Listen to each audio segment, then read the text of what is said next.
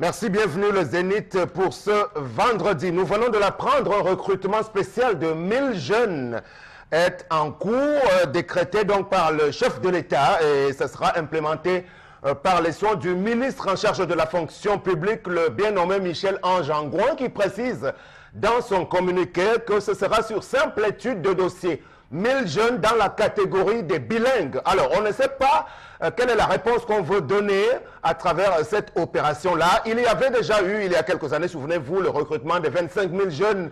Et c'était un prélude à des opérations électorales. Aujourd'hui, nous sommes la veille d'une année électorale également. Et le gouvernement, pour tenter de lutter contre le chômage, prévoit de recruter 1000 jeunes. Dans quel secteur? Pour l'instant, on n'a pas plus de précision, mais ça fait un bel effet d'annonce.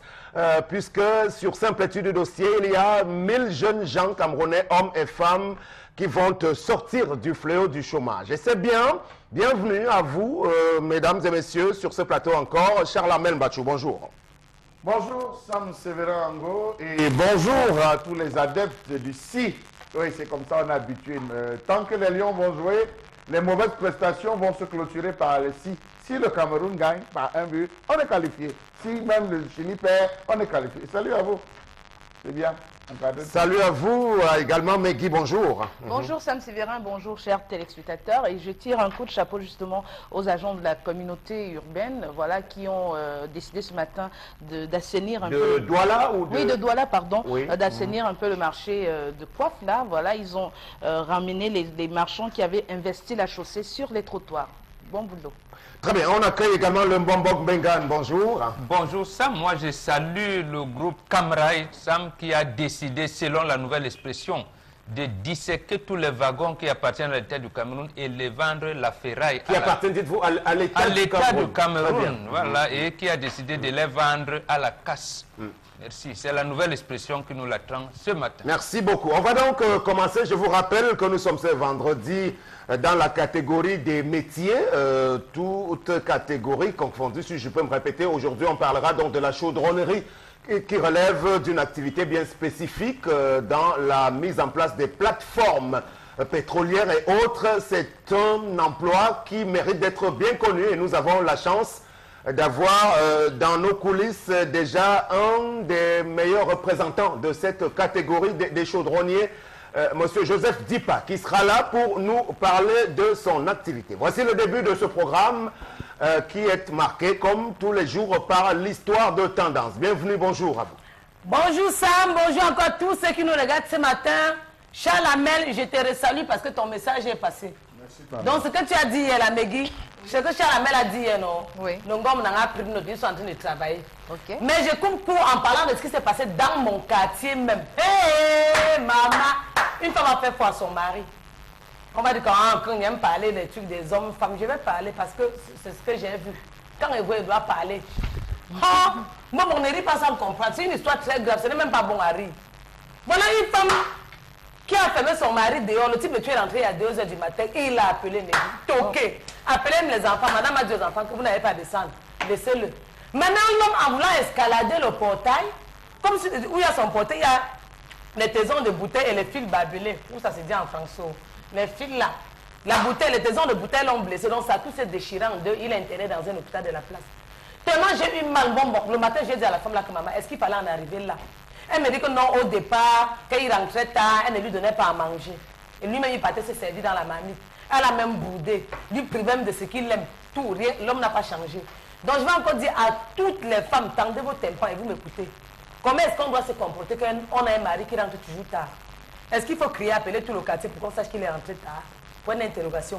Est-ce qu'il faut appeler sa mère, ses soeurs pour dire que regardez à l'heure que votre frère rentre tard? Est-ce qu'il faut lui refuser la nourriture ou est-ce qu'il faut fermer le portail pour qu'il se blesse comme vous-même vous avez entendu? Après l'émission, je vais aller à l'hôpital le voir. Très bien, merci. Bonbon Bengan, sur la question de celui qui rentre tard chez soi, est-ce qu'il doit subir des représailles? Non, pas de cette manière-là. Premièrement, ici, si je m'en tiens à l'histoire des tendances, peut-être il ne rentre pas tard par rapport à la profession qu'il exerce. Il finit le travail à 18 h. Voilà, il rentre juste à 2 h du matin et ça devient une habitude. Ça veut dire qu'il est un homme, bon, je ne dirais pas pervers, mais un peu de cela quand même. Et ça cause des désagréments à la maison au point où sa femme est embarrassée, ne pas lui servir la nourriture, couvrir le bota, mais d'un cas comme de l'autre, non, la femme également est allée à l'extrême. Il ne faut pas suivre l'homme qui dérape dans ces extrémités-là. Et le pire aurait pu arriver, quand je dis pire, c'est-à-dire qu'il peut venir à un moment donné poursuivi par des malfrats, les malfrats, on le fait assassiner devant son portail. On a eu des cas comme ça ici dans les catégories. La preuve peut-être c'est que, comme l'a dit Tendance, il faut prévenir tout le monde. En fait, je ne parle pas du quartier, je parle des parents proches, de la famille, de l'homme et de ta propre famille, la femme. Mais il faut quand même dire que c'est un cas un peu mauvais. Mais Guy, votre opinion sur un tel cas de figure? Oui, absolument, Sam. Je pense que ce n'est pas la solution de laisser son mari à l'extérieur parce qu'il est rentré tard. Il faudrait ici plutôt préconiser une sorte de dialogue, de conscientisation et puis pouvoir le mettre en face des conséquences qu'un tel comportement indiscipliné pourrait entraîner, même pour vis-à-vis des enfants, pour ce qui est de leur éducation. Parce que comme l'a dit Mbombo, il y a plein de conséquences qui peuvent justement découler de cette conduite. Là, vous laissez votre mari à l'extérieur, des malfrats qui le poursuivaient ou qui le filaient peuvent en découdre avec lui et c'est vous qui perdez. Ou alors, vous allez plutôt le buter. C'est-à-dire qu'au lieu de lui dire, écoute, c'est pas bien de rentrer tard parce que c'est un mauvais exemple pour les enfants, vous le laissez à l'extérieur, au lieu qu'il prenne conscience du mauvais acte qu'il a posé, il aura plutôt tendance à se révolter et puis ça va créer une crise dans le foyer. Ce n'est pas la solution. Charlamel Mbachou, est-ce que la question devrait même se poser? Je crois que quand on est le maître de la maison, quelle que soit l'heure à laquelle on rentre, on devrait se voir ouvrir les portes. Est-ce que la femme, quelles que soient ses raisons, a vocation à interdire l'accès au domicile à son conjoint? Être ministre de l'Intérieur ne veut pas dire être ministre de la Justice.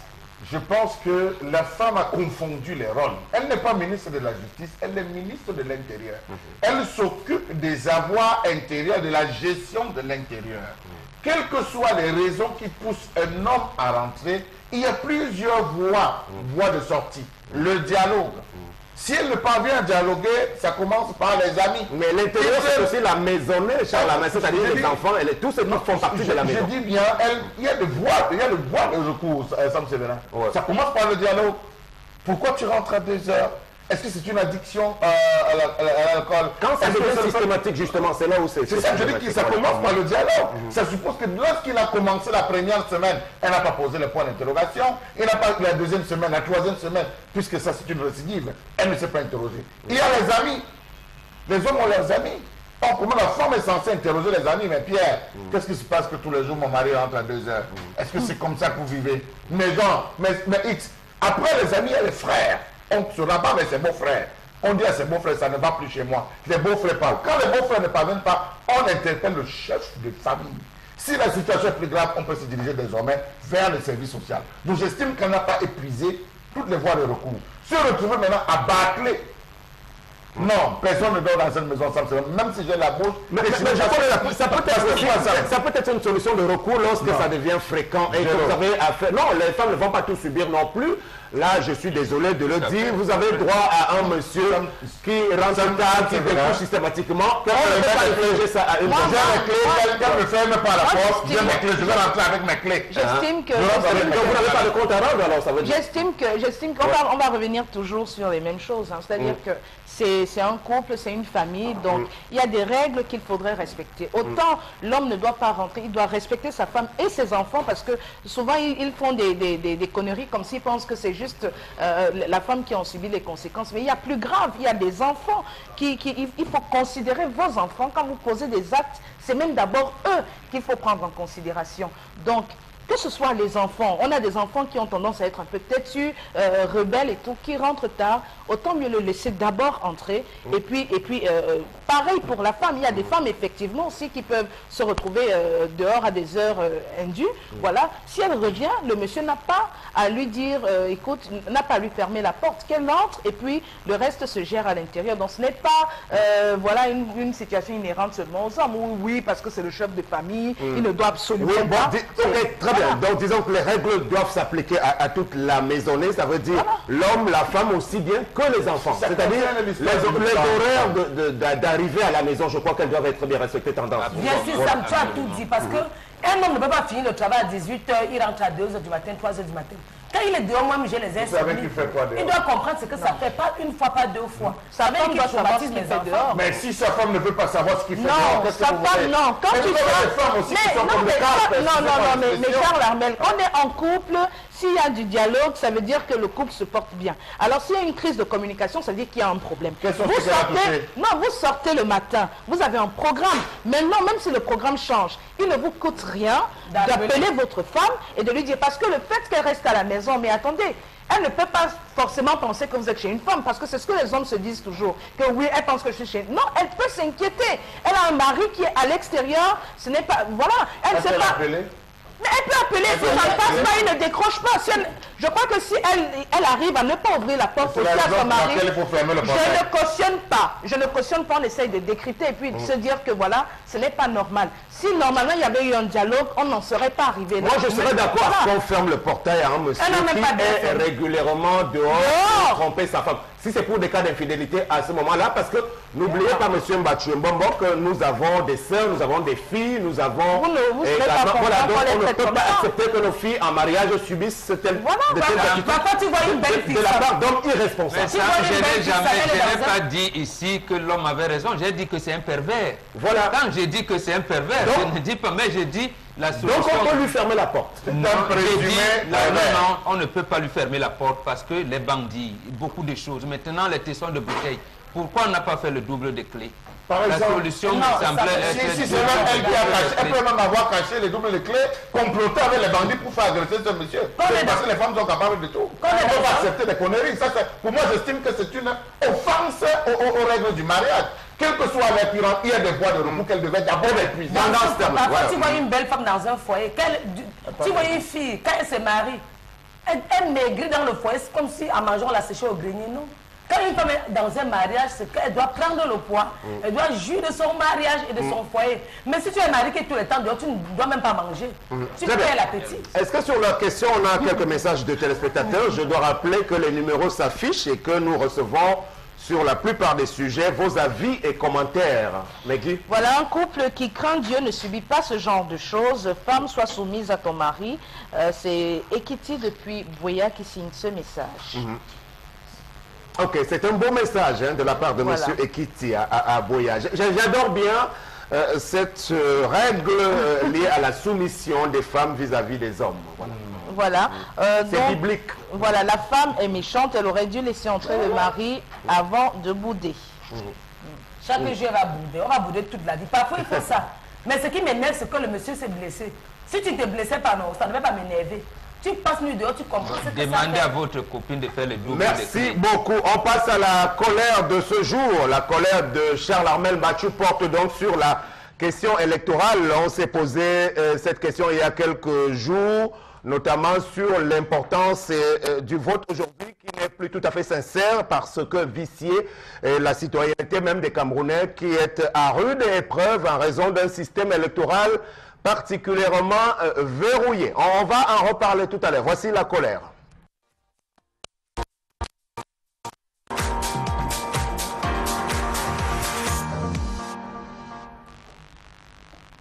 Je m'interroge ce jour sur la question électorale au Cameroun. La dernière fois, je me demandais si on devait encore voter. Fallait-il encore organiser les élections dans ce pays? Oui, on a choisi d'organiser encore les élections. Mais est-ce qu'on est d'accord avec la question électorale? Point d'interrogation. Je m'interroge sur l'ensemble des regards portés par les membres de la société civile, les observateurs et les leaders des partis politiques qui au jour le jour ne cessent de se plaindre des multiples irrégularités dans le processus électoral au Cameroun. Faut-il voter? Oui. Doit-on voter? Oui. Faut-il s'inscrire sur la liste électorale? Oui. Comment faire pour y parvenir? Point d'interrogation. Comment comprendre que malgré la forte puissance humaine, logistique et financière de l'ECAM, on continue toujours de se plaindre de plusieurs maux? Comment comprendre que rendu au XXIe siècle, l'on parle encore du vote par substitution où plusieurs personnes ont eu à utiliser des cartes électorales ou des cartes d'identité ne leur appartenant pas pour voter? Comment comprendre que malgré toutes les volontés d'assainissement, on se retrouve toujours avec cette question de doublon? Comment comprendre qu'on puisse encore vivre sous le règne des procès-verbaux falsifiés, des procès-verbaux qui ne soient pas conformes à la loi. Pourtant, en Europe, à l'instant que vous avez voté, le vote est enregistré de manière informatique. Savez-vous que parmi les plaintes des leaders des partis politiques figure toujours la question des bureaux de vote fictifs, le problème d'achat de conscience? Quand est-ce qu'on mettra à jour les différentes questions ou la question des bureaux de vote dans ce pays? Quels sont les lieux où les gens votent? Qu'est-ce qu'on a fait du recensement des populations? Nous sommes combien dans ce pays? Le jour qu'on saura, peut-être les choses iront. Comment comprendre l'affaire des élus non inscrits qui tous les fois infestent les scrutins dans certaines zones du pays? Quelle signification donner enfin à la question des charters électoraux reconnus pour la plupart à certains membres des partis politiques? Il est un fait presque reconnu et non accepté par tous.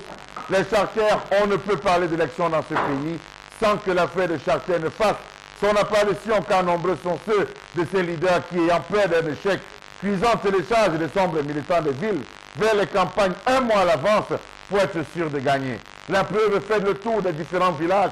Vous allez vous rendre compte que depuis les inscriptions sur les listes électorales, il y a de nombreuses personnes qu'on a inscrites sans comprendre d'où ils viennent. Pourtant, le village connaît véritablement l'ensemble de ses membres ou alors de ses habitants. Comment interpréter le fait l'énorme distance qui existe entre les bureaux de l'ECAM et les habitations? Pour voter dans certaines villes, il faut débourser à peu près 500 à 1000 francs. Comment comprendre que pour s'inscrire sur la liste électorale, il faut parcourir une grande distance si ce n'est vers la commune? Si alors ce n'est l'effort de quelques personnes qui les rapprochent des quartiers, pourquoi dépenser lorsqu'il est comme à toute la possibilité de se rapprocher des populations? Comment comprendre que certains bureaux de vote soient situés sur des sites enclavés ou des zones difficiles d'accès, notamment les étages pour les handicapés, femmes enceintes et personnes âgées, sans oublier le mutisme des responsables de l'ECAM sur les effectifs des potentiels électeurs inscrits? La question des élections au Cameroun est un gros sujet en 2017. Parce que d'abord, nous ne savons pas si 2018 sera bel et bien cette année électorale qu'on nous annonce. De toute façon, comme cela est prescrit, le calendrier, c'est dans la tête du seul chef de l'État qui en maîtrise tous les contours jusqu'aujourd'hui. Nous n'en savons rien. Mais on observe quand même certains frémissements sur le terrain de la part des formations politiques dites de l'opposition. L'Union des populations du Cameroun est en débandade. On a appris que le congrès qu'ils avaient prévu ce week-end est renvoyé encore les mêmes vieilles querelles. Les images en illustration tout à l'heure des Bello Bouba Maïgali, Victorin Ameni Biele et tous les autres, Monsieur Jean-Jacques Ekindi, qui sont des politiques traditionnelles et dont on a forcément plus besoin aujourd'hui. Qu'est-ce qu'on peut en faire? John Fundi et consorts. Alors, aujourd'hui, les électeurs sont-ils fondés à aller s'inscrire? C'est la première question que je vous pose. Oui, je réponds sans embâche, oui, ils doivent s'inscrire, c'est un devoir citoyen. Je vous réponds, vous avez relevé deux choses. Effectivement, on a peur. Peur pourquoi? Parce que le président de la République nous a habitués à cacher le calendrier électoral, Sam. Il a encore dit dernièrement, lorsqu'il a donné les instructions pour le budget 2018, il n'a fait mention nulle part de préparation d'argent pour la tenue des élections en 2018. Mais il a plutôt demandé qu'on inscrive la Coupe des Nations 2019 dans le budget à venir, en demandant même à l'Assemblée nationale de lui accorder une ordonnance. Donc il faut soupçonner un renvoi total et systématique des élections? Oui, il faut soupçonner cela, mais il faut aussi soupçonner une précipitation. Vous savez, on a la crise anglophone, on a Boko Haram de l'autre côté, et c'est lui seul qui sait, on ne sait pas comment il va gérer cela. Mais c'est, pour la deuxième question, Sam, c'est un héritage, Sam. En 1951, Oumnova avait perdu les élections dans ce pays. On ne se le dit pas souvent, mais c'est vrai. Et il avait dénoncé aux Nations Unies en décembre 1952 que le nombre de votants était supérieur au nombre d'inscrits. Donc en réalité, on peut dire que le trucage des élections dans notre pays, j'allais dire, est dans notre sang, ou alors dans le sang de l'administration qui nous gouverne depuis cette année-là. Alors, malgré ces incertitudes, donc, aujourd'hui en 2017, tendance, doit-on malgré tout se préparer? Je vais dire les électeurs que nous sommes, vous et moi, et tous les citoyens camerounais, est-ce qu'ils doivent vraiment aller s'inscrire? Parce qu'on ne sait pas s'il y aura élection ou pas. Non, partez vous inscrire, il y aura élection. Qui a dit? Ne restez pas au quartier, vous dites, ah, est-ce qu'il y aura élection? Il y aura. Partez vous inscrire sur les listes électorales. Parce qu'en tant que citoyenne camerounaise, c'est ce que je vais faire et je vous encourage aussi à faire. Parce qu'il y a les gens qui vont rester au quartier et dire, oh, je vais aller m'inscrire, ça va me servir à quoi? Ça sert. Ça va vous servir. Donc enlever les arrière-pensées des buveurs de Matango dans la tête que non, je ne dois pas aller voter, ça va me servir à quelque chose. Ça va vous servir. Le problème, c'est que leur vote, ceux qui hésitent, ils disent que leur vote n'est pas souvent pris en compte aussi. C'est ça le problème. Là, c'était avant. Mais cette année, l'année 2018, là, les choses vont changer. Même maintenant, les choses sont en train de se changer. Les choses vont mieux même par rapport à avant. Donc, croyez en ce que moi-même j'ai dit, sortez de la maison, ça va se passer dans les bonnes conditions. Alors, Megui, lundi dernier, on a reçu M. Serge Espoir Matomba qui reconnaissait tout de même qu'il est un élu. Il a pu avoir une place de conseiller municipal à la commune d'arrondissement de Douala 4e, malgré ce système qui est difficile. Donc, ça veut dire qu'on peut avoir des gens de l'opposition qui peuvent gagner des élections au Cameroun. Oui, bien évidemment, on peut avoir des gens de l'opposition qui peuvent gagner des élections au Cameroun. Maintenant, il faudrait qu'ils mènent eux aussi bien leur politique afin d'y arriver. Mais il faut quand même reconnaître que la question électorale au Cameroun, c'est une vraie nébuleuse. Quand on sait que le code électoral est fortement contesté, fortement vicieux au vu de certains statuts, ou alors certaines clauses, si je peux appeler ça comme ça. Voilà, certaines dispositions de la loi. Pour ceux qui voudraient peut-être le code électoral, c'est la compilation des instruments juridiques qui régissent le processus électoral dans un pays. Donc, quand on revise ce code-là, quand on le lit, pardon, on se rend compte quand même qu'il y a des éléments qui pourraient entraîner une certaine remise en cause de la crédibilité. Même qui a même fait ce code? Parce qu'on n'a pas posé la question. Ce sont nos députés, ça. Quels sont ceux qui font le code électoral? Les députés du Parlement à l'Assemblée nationale. Voilà, les députés qui votent à l'Assemblée nationale des lois. Et aujourd'hui, on retrouve justement ces mêmes députés qui se plaignent, surtout les députés des partis d'opposition qui se plaignent. Quand on se rend compte que seul le président peut convoquer... On peut comprendre que l'Assemblée qui est essentiellement RDPC... Et c'est justement là la clé. Quand un parti de l'opposition arrive à gagner dans ce pays, je crois que déjà à l'Assemblée nationale, ils doivent se battre au niveau des élections législatives pour que les députés d'autres partis que celui du parti au pouvoir soient en majorité. Parce que si ce n'est pas le cas, ce sera pratiquement une utopie. Ce sera pratiquement une utopie parce que pour voter les lois... Pour le vote de ce code électoral, ces différents dispositifs dont parlait les députés, tous les députés de l'opposition étaient sortis de l'Assemblée. Précisément parce qu'on ne prenait pas encore même ce qui était évident, notamment ce que vous avez dit, le calendrier électoral. Comment respecter le calendrier électoral? Les députés du RDP avaient dit non, on s'en tient à ce que le gouvernement a dit. On a des élections, avant les élections, il n'y a aucun parti qui peut réellement connaître l'estimation du nombre d'électeurs. On ne sait pas. Il n'y a que l'ECAM qui connaît tout, qui dirige tout le fichier électoral, mais c'est... Alors, sur cette affaire de majorité, vous pouvez nous clarifier sur cette question encore, parce qu'en 92, dit-on, le SDF avait la possibilité de faire obtenir la majorité à l'Assemblée à l'opposition. Non, je veux dire l'opposition qui était, le SDF n'avait boycotté. Effectivement, on s'est rendu compte que le MDR de Dakwele Daïsala, l'UPC dirigé par Kodok et l'UNDP de Bello Bouba avaient la majorité absolue. Sortant de la tripartite, on aurait voulu qu'il formasse à l'époque une coalition pour battre le RDPC. Non. Que non, Dakole s'est rallié avec ses 10 députés, Kodok l'a suivi, et Kodok l'a suivi, finalement, ils ont tout basculé. C'est eux que nous... Donc c'est Kodok et Dakole. Et Dakole, voilà. Mais ils reprochent au SDF ce qui est faux, puisque le SDF n'était même pas au Parlement à l'époque.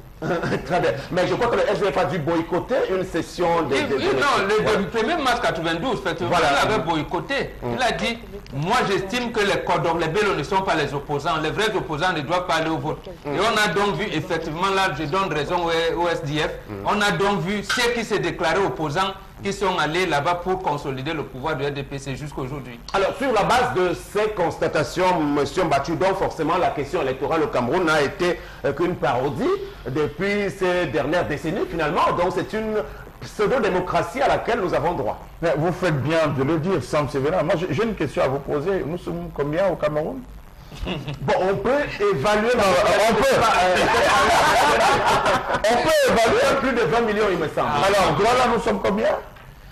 À l'est, nous sommes combien? Dans le sud, nous sommes combien? On ne connaît pas le nombre des habitants quelle est la proportion des étrangers qui sont au Cameroun, qui résident à Douala, ils sont combien? Les Nigériens, on pourra poser la question aux gens du Bucret. On ne se fatigue de poser la question. Pour qu'il y ait transparence, il faudrait qu'on commence par savoir quels sont les Camerounais, quels sont les habitants du Cameroun. On ne connaît pas Sam Sévérin. Nous avons des bureaux qui se créent, des bureaux fictifs qui se créent. On vous dit qu'il y a des populations qui sont du côté de Tokto. Vous connaissez là où Tokto? Et qu'arrivé à ce niveau, c'est l'hélicoptère. On vit avec une, c'est l'hélicoptère qui va descendre pour pouvoir prendre les voies. L'opposition a les mêmes possibilités. Même à Manoka, c'est à côté. Même à Manoka, voilà Manoka, le livre de Djebalin, l'île de Kapsoué là-bas. Comment est-ce que ça se passe le vote? Je crois qu'il n'y a pas de transparence déjà à ce niveau. C'est faute claire. On a vu des gens aller à Koto Hop. Vous connaissez Koto Hop? C'est du côté de Mbanga. En Mbanga, après Kapala, nous entrons Koto Hop. Arrivé au niveau de Kotovo, on a vu des gens arriver envoyés depuis Yaoundé avec des urnes. Il fallait voter, absolument, il fallait qu'ils votent. On dit que c'est des employés, c'est les carrières qui travaillent pour la CDC. C'est un camp dans un camp. S'il faut le préciser comme ça, Sam Sévérin, on a dit qu'il faut qu'ils votent. Pourtant, ce n'était pas un bureau de vote à ce niveau. Faites un tour sur l'axe de Mbanga, vous allez vous rendre compte que le bureau de l'ECAM est à l'entrée de la ville de Mbanga. La maman qui va quitter le quartier Bangos, la maman qui va quitter le quartier, je ne sais pas moi, 12, pour venir voter, elle va dépenser combien pour arriver là-bas, pour venir voter. Je crois que c'est fait exprès. La question électorale doit être repensée. On doit créer une proximité. Aujourd'hui, n'eût été l'opération du Modegna, n'eût été l'opération de Cabral Libri, que Eleka ne serait jamais allé à l'université. On se serait déplacé pour se rapprocher. Or, vu le fait que les gens se soient déplacés, que Eleka se soit déplacé vers l'université, vous avez vu les inscriptions. Et depuis les dernières nouvelles, nous avons peur, il y a des craintes à avoir par rapport à cette vague d'élections, parce que les gens d'Eleka, en tout cas certains, ne veulent plus jouer franc jeu, tenteraient de décourager les populations de plus en plus qui manifestent leur engouement. On a d'ailleurs vu la première opération à Yaoundé avec le groupe de Cabral Libri qui a été dispersé à date. Il faut tirer la sonnette d'alarme et espérer que l'ECAM laissera effectivement les gens s'inscrire normalement. Et puis se demander même qui sont ceux qui constituent même le bureau de l'ECAM, les décideurs. C'est les gens nommés par le chef de Voilà, justement. Donc vous avez aujourd'hui comme nouveau président du conseil électoral, dont le gouverneur Eno Abraham Ekbe, ancien gouverneur de région, ancien directeur de l'administration centrale au MINAT. Vous avez comme directeur général Abdoulaye Babale, ancien ministre. Je me rappelle qu'il était ministre de l'enseignement supérieur. Absolument, oui. Voilà. Et bien avant eux, même les et tous les autres. Sam Sévérin, les jeunes de l'Est ont fait appel au Modegna et à Cabral Libri. Ne vous contentez pas seulement de venir nous sauver parce que là-bas, on a des soucis aussi avec l'ECAM. Oui, Sam Sévérin, le problème est grave. Au lieu qu'ils s'arrangent à inscrire pratiquement les Camerounais, une délégation va plutôt pour la diaspora. Ça sert à quoi qu'on ait des gens qui vont inscrire les gens à la diaspora alors qu'ici, là, à Mabanda, on n'est pas inscrit. Alors que la même diaspora, pour double nationalité, on n'accepte pas qu'ils viennent nous aider. Tout de même tendance, tu as encouragé les uns et les autres à aller remplir leurs devoirs. Alors maintenant, s'ils sont inscrits, tu peux leur conseiller de voter pour qui en 2018? Pour qui commence ça? Tu as la réponse. Donc c'est pas là tu vas dire que quand il fait la talapou, je fais. Vous-même vous faites souvent. Tu as la réponse. Non, je n'ai pas de réponse. Vraiment, dis-moi. Il y a deux personnes qui veulent qu'on vote. Ce n'est pas deux personnes ni trois. On va voter pour une personne que je vais telle ou non. Très bien. Et le jour là, je vais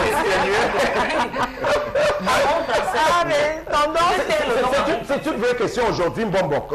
Pour qui doit-on accorder ces voix finalement? Non, Sam, comme vous avez dit tout à l'heure, et vous avez raison, il y a une classe d'hommes politiques qui ne fait plus confiance. Là, vraiment, vous avez raison. Et je pense que les Camerounais sont en train d'observer ceux qui s'engagent maintenant dans le champ politique. Et il y en a sûrement qui vont inspirer une certaine confiance.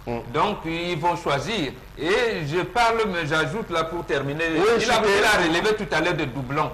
Comment Sam, au moment où l'ECAM vous parle de la biométrie, en mettant des empreintes digitales, qu'il y ait encore l'une au Bengan de cartes d'électeur, ça ne devrait pas être possible. Donc moi je pense que les Camerounais ils vont choisir leurs dirigeants de confiance. Et puis si vous permettez, Sam Sévérin, lorsque vous voyez la carte est faite à telle enseigne que vous prenez votre carte, vous la passez juste. vous la passez juste pour qu'on enregistre votre voix. Mais cette bande ne fonctionne pas, étrangement, ça ne fonctionne pas. Ça ne fonctionne pas. La bande magnétique ne fonctionne pas. Les appareils même qu'on a, on a dit que non, les appareils devaient arriver. On a eu des petits soucis. Là, voici cette bande-là. Là, voici. Ça, qui devait être biométrique. Vous passez tout simplement. Voici la bande. Cette bande ne fonctionne pas, Sam Séverin. Et ça se demandait, mais finalement, quelle est la raison pour laquelle cette bande-ci? On était censé amener les Camerounais à dire oui, ça va changer, votre vote sera directement pris en compte, la machine va comptabiliser, il y aura un tableau qui va afficher directement le nombre de votants. À l'instant qu'on a voté, plus besoin d'attendre 18h, 20h pour que les gens viennent pour connaître le nombre de personnes ayant voté. Sam, c'est du faux. Vous arrivez, vous dites non, la machine n'est pas encore là. Non, vous venez encore, inscrivez-vous là. Oui, donc il faut revoir la fabrication de ces cartes électorales. Mais si, Sam Séverin, il faut la revoir. Parvenir à la biométrie qu'ils ont. On a épuisé largement le temps imparti à cette articulation. Nous allons aller accueillir notre invité du jour en rappelant que vos messages vont être lus en deuxième partie tout à l'heure. Le temps donc de parler de chaudronnerie. Voilà, comme je vous l'ai promis en tout début de ce programme. C'est quoi le métier de la chaudronnerie? Réponse avec notre invité, Monsieur Joseph Dipa, qui en est un des, on va dire, pratiquants. Bienvenue. Bonjour, monsieur. Bonjour. Bonjour, Sam. Bonjour. Alors, déjà, qu'est-ce que vous dites par rapport à ce petit débat de tout à l'heure? Est-ce que vous êtes vous-même Camerounais citoyen qui prend part au vote? Bien sûr, c'est tout à fait normal de s'inscrire, c'est tout à fait normal de voter. Mais nous, en chaudronnerie, parce que nous sommes en politique. Ouais, mais on fait le devoir, c'est de voter. C'est tout à fait normal de voter. C'est le devoir citoyen. Ok, vous allez bien tenir votre micro pour aller donc dans le vif du sujet qui vous concerne aujourd'hui. C'est quoi le métier de la chaudronnerie? Merci d'abord, l'honneur m'est donné à la chaîne Equinox, la chaîne du peuple. Equinox Télévision, parce que déjà il faut relever pas mal de choses sur la chaudronnerie, parce qu'il équivoque un peu qui est sur la chaudronnerie. La chaudronnerie, telle que les gens un peu l'apprécient là dehors, la voient un peu là dehors. Les gens la voient par rapport aux soudeurs du quartier là. Très bien. Alors, je voudrais une petite précision. Il faut vous libérer parce que tout à l'heure dans les coulisses, vous étiez bien chaud. Donc, comme l'émission a commencé, parlez comme vous parliez tout à l'heure, assez librement. Non, il n'y a pas de quoi. Voilà. Ok, allez-y. Donc, la chaudronnerie, sont des métaux en feuille et la construction métallique. C'est un métier qui date de longtemps. Ça fait partie d'un art qui consiste à fabriquer des pièces cylindriques. Par exemple, vous voyez à la SDP là, il y a des réservoirs de la SDP. Ça, c'est des pièces de chaudronnerie. Vous voyez à la Sonara, les réservoirs de la Sonara et un peu de tout, ça c'est la chaudronnerie. Les pièces coniques, c'est-à-dire en forme conique, vous voyez les chapeaux chinois, vous allez à CCC, là où la savonnerie à CCC, vous allez voir les chapeaux chinois, vous allez voir les trémies. Là, c'est la chaudronnerie. Les pièces pyramidales, vous allez à UQAM, vous voyez les cuves à électrolyse, c'est des pièces de chaudronnerie. Maintenant, comment devient-on chaudronnier? La formation, ça se fait comment? Comment vous y êtes arrivé? La formation, on entre par des CETIC ou dans les lycées techniques. Bon, et vous partez de la deuxième année, troisième année, quatrième année, vous présentez un CAP. Après un CAP, vous êtes aguerri, vous pouvez travailler comme chaudronnier. Vous pouvez bien évoluer comme chaudronnier. Mais la particularité, c'est que quand vous sortez comme chaudronnier, c'est-à-dire même avec un CAP ou sur un centre de formation, quand vous sortez, d'autres réalités sont dehors. C'est-à-dire c'est une autre école qui commence là dehors, parce que déjà le monde du travail, quoi, c'est pas évident. Pourtant, a priori, on peut se dire que comme c'est du domaine de la technique, ce n'est pas bien difficile de trouver des débouchés. C'est vraiment, je veux savoir, vous dites que ça commence au CETIC. Oui. Au CETIC. Qu'est-ce qu'il faut pour être un bon chaudronnier une fois sorti du CETIC? Qu'est-ce qu'il faut avoir? Vous savez, la base d'un chaudronnier, c'est le traçage géométrique. C'est-à-dire que le chaudronnier, un chaudronnier, c'est-à-dire formé normalement, que ce soit dans l'esthétique, que ce soit dans le centre de formation, sa base devrait être le traçage géométrique. Parce que quel que soit là où tu arrives, que ce soit aux États-Unis, que ce soit n'importe où, dès que tu te présentes comme chaudronnier, ce qu'on te donne comme épreuve, comme évaluation, c'est le traçage. C'est quoi le traçage géométrique? Le traçage, c'est un dessin professionnel. Un dessin professionnel des chaudronniers. C'est-à-dire qu'un chaudronnier qui ne sait pas tracer n'est pas chaudronnier. Alors, pour sortir, pour arriver, après votre diplôme que vous obtenez, quels sont les matériaux que vous devez avoir? Puisque vous avez dit qu'après la sortie, oui, c'est une autre souffrance. Alors, je m'arrête d'abord premier. Pour devenir chaudronnier, si moi j'ai un enfant qui veut devenir chaudronnier, quels sont les matériaux que je vais mettre, le matériel que je vais mettre à sa disposition? L'outil principal d'abord, il faut d'abord le compas. Le compas est l'outil principal du chaudronnier en traçage. Ouais.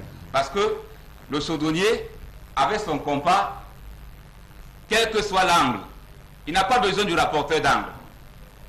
C'est-à-dire que si maintenant ici, il y avait un compas ici maintenant, tu me dis, donne-moi un angle de 37 degrés. À l'aide de mon compas seulement, je te le sors. C'est juste ça, le matériel. Pas juste ça. Ça, c'est la base, je te dis, c'est la base, c'est-à-dire que le traçage, quoi. Bon, mais maintenant, en phase pratique, il y a la soudure, il y a le chalumeau, il y a pas mal d'équipements. Il faut acheter. Tu peux acheter un poste à souder. Tu peux acheter un poste à souder.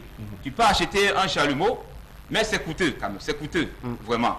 C'est pour ça que le véritable problème est que si tu sors d'un centre de formation de l'école, il faut d'abord que, quelque part, c'est-à-dire que tu commences d'abord, parce que la chaudronnerie, elle est vaste.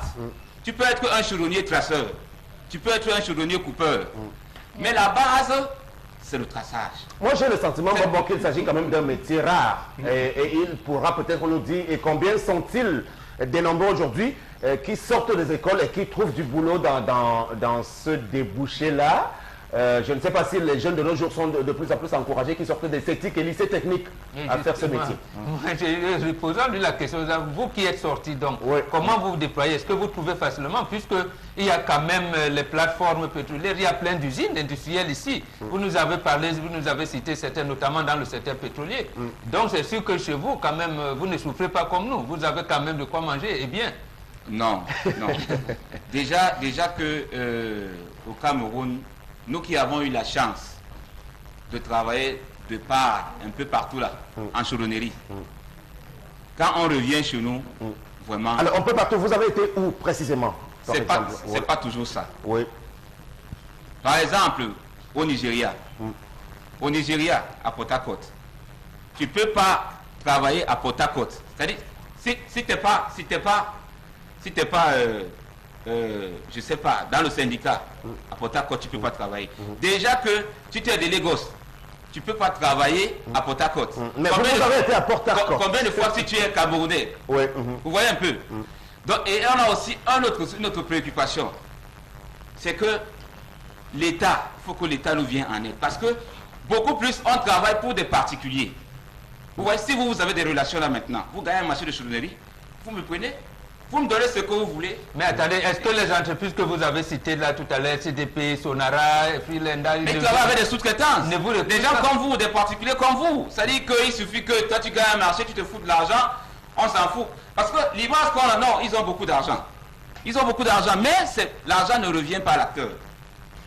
Déjà, il y a ce problème-là qu'on en a. Et nous sommes confrontés à beaucoup de risques.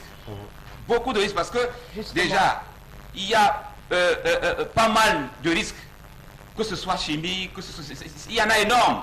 Donc c'est justement de quoi relever ma question. Est-ce que la chaudronnerie peut être considérée comme un métier très dangereux? Parce que c'est comme ça que c'est souvent perçu. C'est pas un métier, c'est un métier comme tout le reste des métiers dans l'industrie.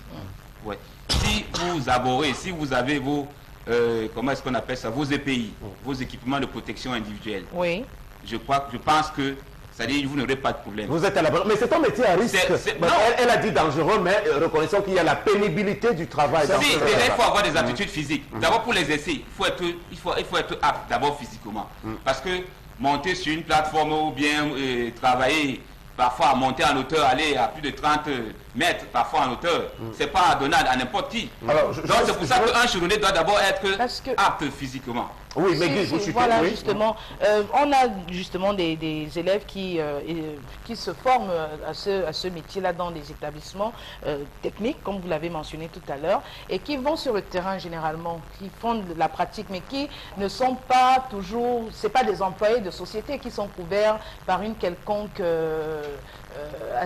protection sociale. Alors, comment ça se passe pour ces élèves, justement, qui vont exercer dans des conditions normales de travail? Qu'est-ce qui est prévu, justement, pour les encadrer? Déjà, à chaque chantier, oui. Je dis, que le chantier soit petit ou ça, je ne sais pas, il y a toujours un HSE, c'est-à-dire que hygiène, sécurité, environnement. Oui. C'est-à-dire que quelqu'un de la sécurité, quel que soit le chantier de chaudronnerie, quel que soit, il y a toujours un HSE qui doit être là. Si un HSE n'est pas là, ça ne sert vraiment à rien. Vous voyez un peu. Dans l'esthétique, parce qu'elle parle d'esthétique. Dans l'esthétique, vous êtes protégé, vous avez vos ateliers, vous avez vos équipements de protection individuelle. À vous. À vous. Payé par vous. Payé par les parents. Ok. Vous voyez, là c'est encore l'école, parce qu'au niveau de l'école, vous avez vos équipements de protection qui sont payés par les parents. Quand vous allez à l'école, on vous dit voilà ce que vous devez avoir votre tablier, vous devez avoir vos chaussures de sécurité, vous devez avoir vos lunettes, vos équipements de protection individuelle, vous devez l'acheter à vos enfants. Oui, maintenant vos sous-traitants que vous avez dit, est-ce que les grosses entreprises là ne recrutent pas directement les chaudronniers? Vous dites les sous-traitants, est-ce que là-bas vous avez des bons salaires, vous êtes organisé comment? Vous avez dit ça ne gagne pas beaucoup d'argent. Vous êtes organisé comment? Comment on vous traite en entreprise? Non, normalement, on n'est pas, je vous dis c'est facultatif, parce que le véritable problème qui est là, c'est que il y a un laisser-aller. Il y a de telle enseigne que chaque employeur fait ce qu'il veut. Mais c'est vous qui avez la connaissance. Vous avez dit tout à l'heure l'acteur, vous êtes les acteurs principaux. Comment ne pas on a des acteurs pas le marché. Non, mais c'est vous qui vous laissez vous piétiner. Vous pouvez pas vous laisser faire alors que c'est vous qui avez la connaissance. Il y a un syndicat qu'on est en train de mettre sur pied. Depuis là, il n'y en avait pas. Est-ce que nous donnons même la possibilité? On a en train de mettre un syndicat sur pied.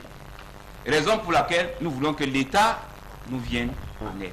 Déjà, le bureau directeur s'est déjà rapproché du ministre du Travail. Et je pense que vraiment, quelque part, on aura des soulagements à ce sujet-là. Oui, tendance. Mais je voulais demander à notre invité, mais la technique n'est pas facile. Vous avez dit que pour être chaudronnier, si je prononce mal, acceptez seulement. Chaudronnier. Ça se dit en français, non? Chaudronnier. Chaudronnier. Oui. Voilà. Pour être chaudronnier, pour un parent qui veut que son enfant soit chaudronnier comme vous, est-ce qu'il est obligé de passer par le lycée technique ou dans un CETIC? Il ne peut pas venir dans un atelier comme ça apprendre à travailler. Il y a des centres de formation. Il y a ici à Abassala, il y a un centre de formation professionnelle rapide. Mais pour aller dans ce centre-ci, il ne faut pas déjà passer par le CETIC à la base. Non, pas forcément. Vous pouvez, peut-être que vous avez eu votre BPC, vous avez eu votre CEP. Oui. Et si on a parlé le CEP? Parce que ce n'est pas tout le monde qui a la chance. Mais déjà, c'est ce que je vous ai dit, la base, il faut avoir une petite notion mathématique au moins à un niveau. Parce que la base, vous savez ce que c'est que la géométrie. Vous avez un compas, on vous dit, vous trouvez tel angle, un angle quelconque. Si vraiment vous n'avez pas une certaine notion, je ne sais pas. Donc vous ne pouvez pas être là que vous n'avez même pas le CEP, de niveau CEP pour vous dire que vous allez venir faire la chaudronnerie. Non, les gens prennent ce métier comme les menuisiers métalliques de la route là. Comme des soudeurs, comment est-ce qu'on appelle, nous on les appelle, le vrai langage, ce sont des serruriers. Ce sont des serruriers. Le bon vocabulaire, ceux qui font en route là, ce sont des... Mais vous avez dit que la chaudronnerie c'est très vaste, donc en réalité, ça englobe un ensemble de sous-métiers, même y compris ceux qui sont dans la rue. Ceux qui sont dans la rue, ils travaillent hors normes. Vous savez, dans chaque chose, il y a des normes qu'on doit respecter. Par exemple, eux, moi je vais vous dire, je suis confronté à certains d'entre eux. Nous, notre unité de mesure, c'est le millimètre. Mais tu vas trouver un mec qui te lit en centimètres, comme celui qui fait le métier bois, c'est-à-dire le menuisier. Vous voyez un peu? C'est les gars qui font la débrouillardise. Qui doit réguler, qui doit mettre de l'ordre à ce niveau-là? Parce que quand il y a une telle anarchie. Non, eux déjà, là, en route là, vous voyez un peu quand vous fabriquez des antivols. Vous voyez un peu, un mec qui s'est déjà fait ses antivols, ils ne menacent pas trop les chaudronniers en tant que tels. Nous, notre problème, c'est que ceux qui travaillent dans les normes, c'est-à-dire que par rapport aux conventions, parce que si tu quittes par exemple ici, tu vas en Angola, tu vas trouver les normes là-bas, tu vas travailler en fonction des conventions. Là, tout est normalisé. C'est pour ça que je parle de mettre de l'ordre au Cameroun. Tendance n'avait pas terminé. Les équipements, là, c'est quoi? Oui, Quand on parle Tendance. des équipements, Oui. on porte quoi? Les casques? Les Rangers? Non, pas ça, il y a du fer devant les chaussures, il y a du fer devant. C'est-à-dire vous voyez les chaussures de sécurité, il y a du fer. Il y a ta combinaison, il y a les gants. Les gants sont en cuir. Vous devez mettre des gants en cuir parce que vous travaillez avec de la meule, vous travaillez parfois avec des étincelles de feu et tout. Donc vous devez être protégé, quoi. Même les lunettes. Vous devez avoir vos lunettes. Est-ce qu'au Cameroun vous mettez ça? Parce que vous voyez les gens au quartier qui ne pas.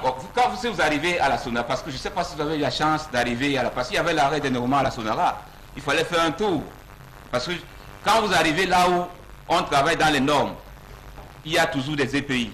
Très bien. Alors, Charles Hamel, je voudrais, avant vous, qu'il réagisse à une question qui a été survolée, puisqu'on parle de normes. Vous citez l'Angola, où tout est en ordre de ce côté-là. Puisque nous, on est au Cameroun dans la normale, qu'est-ce qui doit être fait, finalement, pour qu'il n'y ait plus cette anarchie? Premièrement, il faut que l'État nous vienne en aide par rapport à notre syndicat. Vous dites l'État c'est qui dans l'État? Le ministre du Travail, d'abord, parce que c'est lui qui doit tout faire pour que vraiment les choses soient en ordre chez nous. Vous voyez un peu un chaudronnier, quand il fait un projet ou bien quand il fait un chantier, on se dit que bien. Mais ce qu'on fait là, on fait que des prestations de services, de telle enseigne que nos travaux c'est des travaux temporaires. Moi je peux travailler maintenant, peut-être 1 an, et après je fais encore 1 ou 2 ans. Tel que je suis là, moi je suis en stand-by. Vous voyez un peu? Donc il faut un peu réguler, il faut ordonner ça. De telle enseigne que tu puisses mieux gagner. Parce que ailleurs, ça se passe mieux. Ça se passe bien. Très bien, on a compris. Mais pourquoi pas chez nous? Charles, à l'époque de Zacharias Fordindam, au chantier naval, il avait lancé un vaste recrutement. On voulait des ingénieurs en chaudronnerie. On n'a rien trouvé au Cameroun et il a été obligé de recruter des Indiens. Comment expliquez-vous que vous dites être là, être formé, mais lorsqu'on demande, on voulait 500 ingénieurs, on n'a pas pu retrouver au Cameroun? Alors ça veut dire qu'il y a un problème de formation, de compétences même à votre niveau. C'est l'impression. Nous avons des ingénieurs? C'est l'impression. C'est pas un problème. D'abord qu'il n'y a pas d'ingénieurs en chaudronnerie. Mais vous avez été au courant de cet appel à candidature lancé par l'ancien directeur général des chantiers navals? Écoutez-moi d'abord. C'est l'impression qu'on a. Moi-même, j'ai suivi une fois qu'on n'a pas de soudeur homologué au Cameroun. Attention. Mais faites un tour dans le golfe de Guinée. Mais vous allez voir des Camerounais, c'est eux qui font un apport majeur là-bas. Faites un tour. Moi qui vous parle, moi j'ai fait des chantiers en Angola, j'ai fait des chantiers au Congo, j'ai fait des chantiers au Nigeria. Vous croyez que j'ai fait des chantiers là-bas parce que X ou bien Y m'a tenu la main? C'est des compétences. Donc on nous laisse, qu'on nous dise qu'il n'y a pas de compétences, il n'y a pas de ceci. C'est pour ça qu'il faut ordonner tout ça. Ceux qui nous gèrent, ceux qui mangent au-dessus de nous là. Quel est le diplôme qu'on a au Cameroun? Le dernier diplôme qu'on donne au Cameroun, au Cameroun? Le BTS en chaudronnerie. C'est là où ça s'arrête. Mais après, je vous dis, il y a des options. C'est-à-dire que vous pouvez prendre une branche de chaudronnerie. Écoutez-moi bien, vous pouvez prendre une branche de chaudronnerie, c'est-à-dire que par exemple en construction navale. C'est-à-dire que vous avez eu votre BTS en chaudronnerie, mais maintenant vous continuez, vous prenez une option en construction navale pour sortir ingénieur en construction navale. Mais la base, c'est toujours le traçage. Mais qu'est-ce qui explique dans le fait qu'on recrute plus les étrangers que les Camerounais si vous dites qu'il y a des compétences? C'est pas seulement au Cameroun que ça se passe. Dans les conventions en temps normal, quand il y a des travaux offshore ou onshore, vous allez toujours voir des gens qui viennent de par le monde. Mais la vérité, c'est que il faut qu'on cesse de nous dire... Faites le tour, je vous dis, faites le coup dans le groupe de Guinée. Monsieur Tipa, est-ce que vous reconnaissez, parce que c'est une question essentielle, qu'il y a un défaut de main-d'œuvre qualifiée camerounaise dans la plupart, sortons même un peu de la chaudronnerie, dans la plupart de ces grands chantiers qui sont un peu partout, on voit venir des étrangers, les Indiens, les Turcs et tous les Italiens qui viennent prendre le boulot au Cameroun et s'enrichir ici chez nous. Non, moi je ne suis pas d'accord. En termes de soudeur, le Cameroun est maillot jaune dans le golfe de Guinée. Vous ne pouvez pas arriver dans n'importe quel chantier de golfe du Guinée, là, vous ne trouvez pas un soudeur camerounais, vous ne trouvez pas un Camerounais. Mais ça, c'est la soudure. Est-ce que la soudure, c'est pas... Je sais pas si la soudure fait partie de la chaudronnerie. Très bien. Je vous ai dit que, je ne sais pas si je me pouvais comprendre, je vous ai dit que dans la chaudronnerie, il y a plusieurs branches. Il y a des branches. Vous voyez un peu, c'est-à-dire que vous pouvez être un chaudronnier, mais option soudeur. Oui. Alors dites-moi, vous voyez un peu. Le quota de paiement, ça se passe comment? Pour vous qui avez été employé, ça se passe comment? En Angola, vous touchez combien? Au Congo, vous touchez combien? Au Cameroun, on donne combien? Déjà que ici au Cameroun, le mec qui t'utilise, il a à mesure de te dire que je te donne 2000 francs de l'heure, ou je te donne 1000 francs de l'heure. Tu n'es pas d'accord, tu te mets à côté. C'est pour ça que c'est pas comme ça que ça devrait se passer. En Angola, c'est comment? Vous voyez un peu. C'est-à-dire qu'en Angola, il y a un syndicat qui est là. Il y a déjà des conventions qui sont là. Tu sais que dès qu'on te recrute là-bas, comme chaudronnier ou comme tuteur, voilà ce qui vous attend. Combien? Dans tel site, par exemple, dans tel site, voilà ce que vous devez gagner. Combien, par exemple, on veut savoir? Ça va poser la mentalité. C'est ça, on a salaire, les émoluments, c'est pas important. Moi, je veux seulement vous faire comprendre. Il faut que l'État nous aide à ordonner ça. Que c'est pas moi, mais on a des chaudronniers qui vont bien, qui sont encore à l'école, qui seront là demain. Qu'est-ce que nous on a fait pour eux? Non, mais c'est vous, effectivement, c'est vous qui devez parvenir à cette convention collective là. Mais c'est pour ça que c'est déjà sur la table. Moi, je crois qu'il a raison. C'est l'État qui impulse. C'est déjà sur la table des ministres. Quand c'est sur la table, ça peut passer des années sur la table des ministres. C'est ça le problème, malheureusement. Oui, et l'autre chose, si je le comprends bien, ça, vous permettez, effectivement, il a parlé tout à l'heure de sous-traitants. Et c'est quelque chose que j'ai vécu, ça veut le pipeline. Et effectivement, on s'est arrangé, malgré l'apport de l'Organisation des Nations Unies pour le développement industriel, pour créer la bourse de sous-traitance au Cameroun. On a refusé de prendre les petites et moyennes entreprises camerounaises. On est allé les prendre à l'étranger, prétextant que les Camerounais n'ont pas de niveau. Moi qui suis devant vous là, moi qui suis devant vous là, j'ai une autre, c'est-à-dire une nouvelle technologie, c'est-à-dire qu'en chaudronnerie, c'est-à-dire qu'en matériaux composites, c'est une nouvelle technologie. Je l'ai, c'est-à-dire que comme Camerounais, vous l'avez appris où? J'ai eu le certificat où? En France. Je ne l'ai pas eu ici. Vous voyez un peu.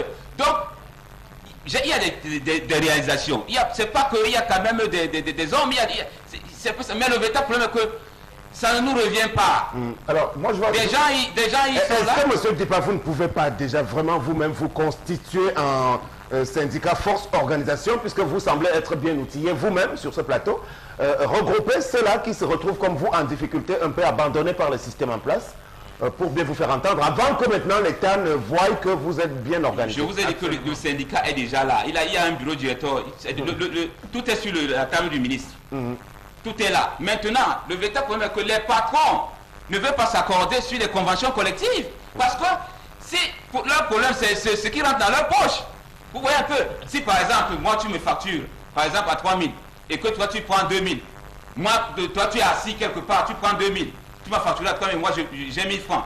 Moi qui suis sur le terrain, qui prend tous les produits, qui suis dans tous les risques que ça comporte, et dès que je suis même accidenté, je suis abandonné à moi-même. Donc il faut essayer d'ordonner tout ça. C'est de ça qu'on parle. Vous voyez un peu. La chaudronnerie, ce n'est pas un métier qu'on doit prendre. C'est-à-dire parce que nous sommes en Afrique, nous sommes au Cameroun, mais la construction, quand vous voyez de partout dans le monde, c'est la chaudronnerie. Vous avez le génie civil, vous avez la chaudronnerie. Donc, ne voyez pas la chaudronnerie telle que... C'est un vrai métier de développement pour l'implémentation des grands chantiers, c'est ça. Donc c'est un peu ça. Alors, moi, ma question, je reviens encore sur la même question, M. Dipa, c'est celle de savoir qu'est-ce qui fait problème dans votre métier? Est-ce le fait pour vous d'être recruté avec un salaire, une sous-rémunération, ou est-ce le fait de ne pas qu'on ne considère pas vos métiers, qu'on estime qu'ils n'existent même pas en termes de formation qualifiante des chaudronniers au Cameroun? Si, puisqu'il n'y a pas, déjà un barème. Il n'y a pas un barème. Vous n'avez pas de barème qui vont vous dire que si vous prenez un chaudronnier ou bien un tuteur, beaucoup plus, parce que c'est la tuyauterie qu'on fait beaucoup plus. Vous savez, avec... c'est des conduits de pétrole avec tout ce que ça comprend, les rosées incendies, l'eau d'incendie, c'est le pétrole. Donc, absence de formation collective, on est d'accord. Maintenant, il parle de formation qualifiante au Cameroun. Qu'est-ce que vous en dites? Oui. Les formations? On a des zones qualifiées au Cameroun. Ça vous a des formations qualifiantes? Pour que vous allez en Angola, vous allez en France, vous allez vous former, donc on a des formations? Moi, je vous dis comment est-ce que je suis allé en France. Oui, dites-nous. Moi, je suis allé en France comment? Je suis au Gabon. Écoutez-moi bien. Moi, je suis au Gabon. Alors, il y a une réparation à faire sur quelques supports, sur les travaux de chaudronnerie, qui n'avaient pas été réceptionnés bien avant. Moi, j'arrive comme ça à tout hasard. J'arrive tout hasard, on me le donne. Je travaille pour un particulier, un Camerounais. Immédiatement, j'arrive à décanter la situation. C'est des Blancs, parce que c'est des Blancs qui réceptionnent. Ils comptent environ 20 pièces, ils disent non, c'est bon. Qui est-ce qui a fait ça? C'est le Camerounais là. Alors moi, je suis là dans mon coin, moi je ne sais pas. Au fur et à mesure, on me donne du travail, je décante des situations. C'est là où on me met là, on dit bon, comme j'ai fait des supports de la tuyauterie en fibre de verre, il faut qu'on fasse tout et pour tout, pour qu'on me forme dans ce domaine-là. Voilà comment est-ce que j'ai ma chance. Alors, mon employeur me dit, il vient me dit, vraiment, tu as été sélectionné, tu penses que tu vas aller en France faire une formation. Et tout. Ma base, c'est que je suis chaudronnier. Mais je suis en train de faire pas mal de choses. Bon, maintenant donc... C'est pas la même possibilité que nous avons au Cameroun, c'est ce que vous voulez dire. Oui. Bon, maintenant donc, j'arrive en France. Je vous dis, j'arrive en France. Oui, on a terminé, il faut conclure, oui. Non, oui, j'arrive en France. Quand j'arrive en France, on me donne mon épreuve. Moi, je fais tout à la main. Je fais tout, je demande mon copain, je fais tout. Mon moniteur, c'est-à-dire que celui qui doit me former, il est complètement impressionné. C'est là où celui qui m'avait suivi depuis le Gabon, il a dit, mais attends, attention à lui. Lui là, il est doué. Donc vous êtes un des meilleurs au Cameroun. Alors, dernière question, téléspectateur, oui.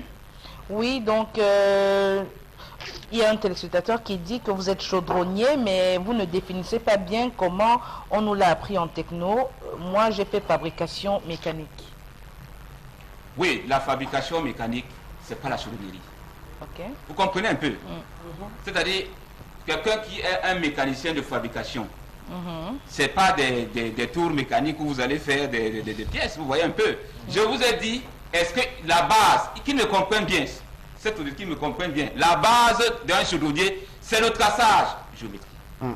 C'est-à-dire qu'un chaudronnier assimilé, un chaudronnier vraiment bien formé, quel que soit le pays où il arrive, parce que lui peut sortir, là où il est là, il peut aller, il ne se limite pas ici.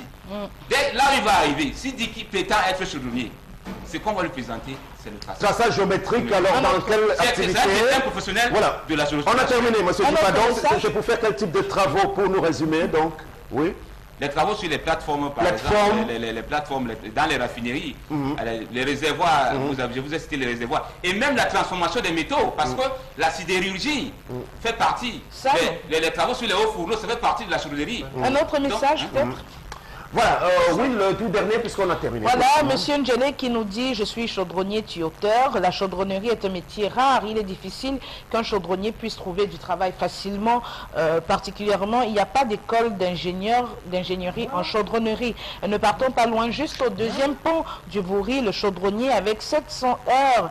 Avec 700 heures, je sais 700 pas. francs. 700 francs, voilà, 700 francs de l'heure, à 700 francs de l'heure, ce qui n'est pas normal. Pour avoir la juste valeur de ce métier, il faudra avoir ton atelier. Très bien, donc c'est un métier quelque peu galvaudé, pourtant un métier. Donc c'est un métier quelque peu galvaudé, pourtant un métier qui a toute son importance dans des domaines des plateformes pétrolières, des offshore. Ça veut dire là où l'argent, le pétrole circule à travers le monde, les grands chantiers. Malheureusement, l'État n'a rien fait pour encadrer cette activité qui relève de la technique. Il y a des écoles, des lycées techniques et autres CETIC à partir desquels on voit des enfants se déterminer par rapport à cette activité-là. Mais existe-t-il de plus en plus d'enfants qui s'y intéressent? C'était là l'objet de cette problématique ce matin avec M. Joseph Dipa qui a accepté de venir nous parler. On a terminé, M. Dipa. Vous avez... un mot là, je voudrais que tous les chaudronniers... Oui, vraiment, 30 secondes, oui. Qui se rapprochent du syndicat. Oui. Du syndicat, c'est-à-dire que le syndicat qui se rapproche du syndicat national des travailleurs de chaudronnerie, tuyauterie, soudure et maintenance industrielle du Cameroun. Oui. Donc, merci beaucoup. Monsieur Nyobé Nicolas, c'est le secrétaire général. Il est à la Sonara à Limbi. Voilà, donc, à la Sonara à Limbi. Je Faustin, il est à Sonara à Limbi. Merci beaucoup, on a terminé. La première heure, voici la pause musicale et puis on se retrouve pour la deuxième partie. Et beaucoup parmi vous qui nous regardez êtes forcément concernés par la plupart des rendez-vous du week-end en matière de festivités pour bien s'amuser, mais avec beaucoup de retenue. Attention, pas d'excès, puisqu'il faut bien garder et prendre soin de vous-même. Voilà, la suite de ce programme avec les messages. Oui, les messages Sam Sévérin. Donc, on a Wantong depuis Bonamoussadi qui nous dit, comme le dit Merleau-Ponty, le dialogue est l'ouverture à l'autre. De ce fait, par le dialogue, cette femme devrait d'abord chercher la cause du retour tardif de son mari à la maison et ensemble, ils essayent de trouver des solutions pour y remédier. Voilà. Donc, ça, c'est relatif à l'histoire du jour. Un autre message qui nous dit, nous voulons juste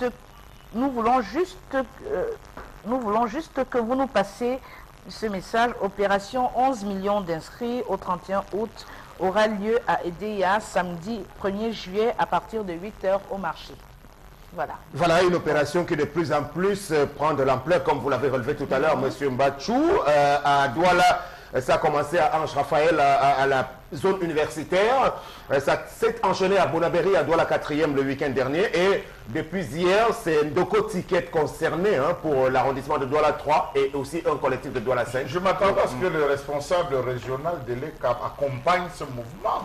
Je m'attendais à ce qu'il promptement il se lève en disant, en remerciant le fait qu'il y ait un Camerounais qui stimulait véritablement les autres de ses compatriotes à s'inscrire sur les droits, mais que non, on a comme l'impression que ça les dérange, le fait que les gens s'inscrivent massivement, ça les nuit terriblement, et raison pour laquelle, quand les machines ne tombent pas, ils s'arrangent avec les néo pour qu'il y ait des délestages à cette assemblée-là. Alors, en tout cas, il faut rappeler, c'est bien de le souligner, Charles Armel Badjou, parce que l'opération, elle est lancée par le sieur Cabral Libi, qui est consultant permanent sur Equinox Radio et sur bien des plateformes aussi universitaires camerounais, qui a l'engouement des jeunes aujourd'hui qui voient en lui quelqu'un qui peut porter un idéal de changement comme cela s'est produit en France avec le cas d'Emmanuel Macron. C'est peut-être ce qui peut gêner les gens de l'ECAM et de l'establishment en place, parce que ceux qui s'inscrivent massivement, ce sont bel et bien des gens qui sont prêts à aller voter leur champion. Quelle est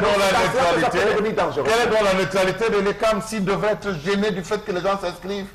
Ça suppose qu'il y a dans une relation, une corrélation étroite entre l'ECAM et le pouvoir. Et maintenant, Cabral Libi n'est pas encore officiellement déclaré. Son action est simplement d'abord citoyenne. S'il peut, à travers son appel, contribuer à ce que les gens de plus en plus aillent voter, puisqu'on l'a relevé, les Camerounais ne vont plus voter. Absolument, Sam, et vous l'avez dit, on le répète seulement, effectivement, depuis 91, ça fait 26 ans, tous ceux qui ont investi le champ politique n'inspirent pas confiance. Il ne faut pas se le cacher. Les Camerounais le savent, ils l'expriment à travers ce désengagement à la chose électorale. Maintenant, s'ils ont un compatriote qui, selon eux, peut quand même susciter des espoirs, ils doivent s'inscrire. Ils vont s'inscrire et je pense que c'est ça qui justifie d'ailleurs cet engouement-là. Et pour répondre un peu à Charles, en fait, c'est pas pour répondre, c'est pour dire que l'ECAM n'est pas... ils disent qu'ils n'ont pas l'obligation de faire la communication. Écoutez ça. Ça veut dire qu'en fait, eux-mêmes ils disent que oui, on nous a mis là, mais ce n'est pas pour vous former. On ne peut même pas se gêner. Le message, je parlais donc, Megui, de EDEA pour le 1er juillet. Voilà. Justement, au marché. J'invite aussi les chefs, si tu permets, tous les chefs de quartier, arrêtez d'être des chefs épaves ou des chefs... les chefs de bloc aussi. Les chefs de bloc. Vous aussi allez les CAM demander à faire venir et les CAM dans vos différents blocs. C'est de votre droit, vous êtes des auxiliaires. Vous percevez l'argent. Faites venir et les CAM dans vos différents blocs pour inscrire. C'est même comme ça qu'on amène la citoyenne vers la paix. Parce que nous chantons la paix, les vivre ensemble. Et même les femmes dans les réunions. Associations, les associations, faites venir. Même dans les quartiers, ça passe au marché. Ça passe très vite. Donc un autre message relatif à l'histoire du jour. Je dirais que le mari lui-même ne se soucie pas de sa propre sécurité et de celle de sa famille. Des malfrats, sachant que c'est un octambule, peuvent profiter de son absence pour attaquer sa famille. Où est donc son rôle de protecteur? C'est Vanessa depuis Douala, Dakar. La preuve, la nature l'a corrigé. Les tissons de bouteilles l'ont envoyé à l'hôpital. Très bien, merci beaucoup. On évolue dans ce programme avec la revue des réseaux sociaux au pas de course avec vous. Voilà la revue des réseaux sociaux. Le premier thème justement qui a ému les internautes, c'est ce clash entre le président de l'Assemblée nationale, Kavayi Yeguie Djibril, et l'honorable Joseph Ouirba, député SDF du Boui. Voilà donc ce député qui avait disparu depuis plusieurs mois et qui a réapparu justement lors de la plénière qui s'est tenue le 21 juin, c'était mercredi, donc il y a 2 jours, du côté du Palais des Verts. Donc le président de l'Assemblée nationale, Kavaye Djibril, qui a asséné le premier coup en lui demandant « Honorable Wirba, vous êtes sorti du maquis ?» Et ce dernier qui n'a pas manqué de retorquer « Oui, je suis de retour ». Et il a dit ensuite « Si vous fermez la bouche des membres de la représentation nationale de sorte qu'ils ne peuvent pas parler de ce qui arrive à leur population, je dis que vous aurez besoin de quelque chose de plus que la justice. Vous ne m'avez pas soutenu. Je vous ai écrit 2 lettres vous informant qu'il y a un mandat d'arrêt lancé contre moi, mais vous n'avez rien fait. » Il faut donc se rappeler que ce député, justement, avait manifesté son soutien aux sécessionnistes au plus fort de la crise anglophone, justement c'était en novembre 2016, et il a été désavoué par la hiérarchie de son parti SDF, et ce qui lui a valu un mandat d'arrêt lancé par le délégué général à la Sûreté nationale. Et il a donc dit qu'il est rentré, Joseph Wirba is back. Bon, de toute façon, parlant de Kavaye, ce n'est pas la première fois qu'il est en opposition. Il aime généralement s'illustrer par quelques écarts de comportement aussi, de façon fantasque, oubliant de se rappeler que lui-même, à son poste, a déjà dépassé les records de longévité. On se rappelle aussi de cette opposition avec le député Joshua aussi, à l'époque de la même assemblée. Et depuis hier, on évoque même un affrontement avec 2 des parlementaires, parmi lesquels un du RDPC, l'honorable Martin Oyono, à qui il a refusé le droit de parler parce que, disait-il, il n'était pas bien habillé, il n'était pas vêtu de façon conforme. Donc, Kavaye qui cherche très souvent à rentrer dans l'histoire par ce type de choses. Voilà. Oui, absolument, Sam, c'est le genre de comportement. Vous verrez que les gens d'un certain niveau, d'un certain tranche, c'est même que vous dira, mon ami personnel, c'est le président de la République, quand bien même on lui donne l'argent pour la Ligue de football professionnel. Effectivement, ici, c'était un cas très grave, Sam. Ça a embarrassé même le cas du député Wirba. Il n'a pas assisté à la session qui a voté le budget de 2017, de la session de décembre. Il n'a pas assisté à la session de mars. Effectivement, parce que ses choix, c'était quoi? Le fédéralisme, a-t-il dit, de 61. Mais on a donc vite fait, sans l'avoir écouté, assimilé aux sécessionnistes du SINC. C'est ça qu'il a courroucé. Et à ce moment, s'il sortait, on l'arrêtait. Il valait donc la couverture au moins du président de la Chambre, dont il est membre. Il n'a pas obtenu cela. Donc, il a dit qu'il vivait en brousse comme un animal. Et quand je vois les responsables se disputer comme ça me tend les nerfs. L'éducation que vous donnez aux enfants, c'est quoi? D'aller vous chamailler, on met sur les réseaux sociaux, on vous insulte, c'est ça? En tout cas, dans toutes les assemblées nationales, ça chauffe souvent. Hein. Absolument. Mais je pense quand même que ils en arrivent même souvent. On se retrouve dans un parlement qu'on va se permettre d'employer des expressions du genre vous êtes sorti du maquis. Sachant que dans un pays comme le Cameroun, quand on parle du maquis, on fait allusion à une certaine connotation. Est-ce qu'il voulait dire que le député Wirba était l'instigateur, était celui-là qui alimentait les querelles, était celui-là où l'instigateur caché?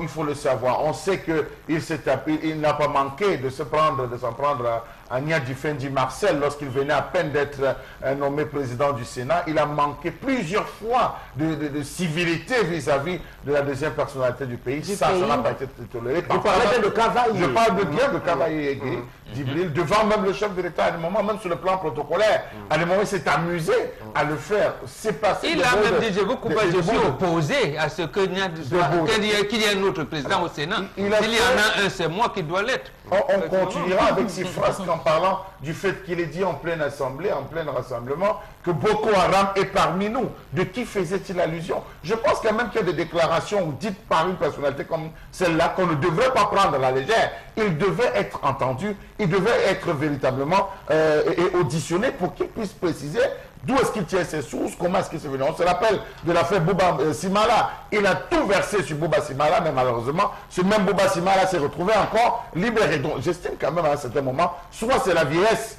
qui fait un défaut et qui permet qu'on dise du n'importe quoi, n'importe comment, n'importe qui, soit véritablement, il a des appuis très profonds au niveau du sérail pour se permettre. La preuve d'ailleurs au début de cette session, il s'était illustré par une autre déclaration quelque peu maladroite à notre avis, puisqu'il n'a pas manqué de présenter le président Biya comme quelqu'un de particulièrement visionnaire, d'intelligent, de sage, dont tout le Cameroun devrait pouvoir se féliciter. Bon, de toutes les manières, c'est Kavaye Djibril. Voilà, la suite. Voilà, la suite, justement, c'est cette information relative aux Lions indomptables donc, qui ont livré un match contre l'Australie, du côté de la Russie. Et ce match qui s'est soldé par un nul, un but de chaque côté. Donc les internautes, malgré la déception due à ce match nul, parce que ça rend très compliqué la position des Camerounais désormais à cette Coupe des Confédérations, estiment quand même qu'ils ont eu droit à un beau match, à du beau jeu, et que cette équipe, il faudrait juste que les Camerounais soient patients.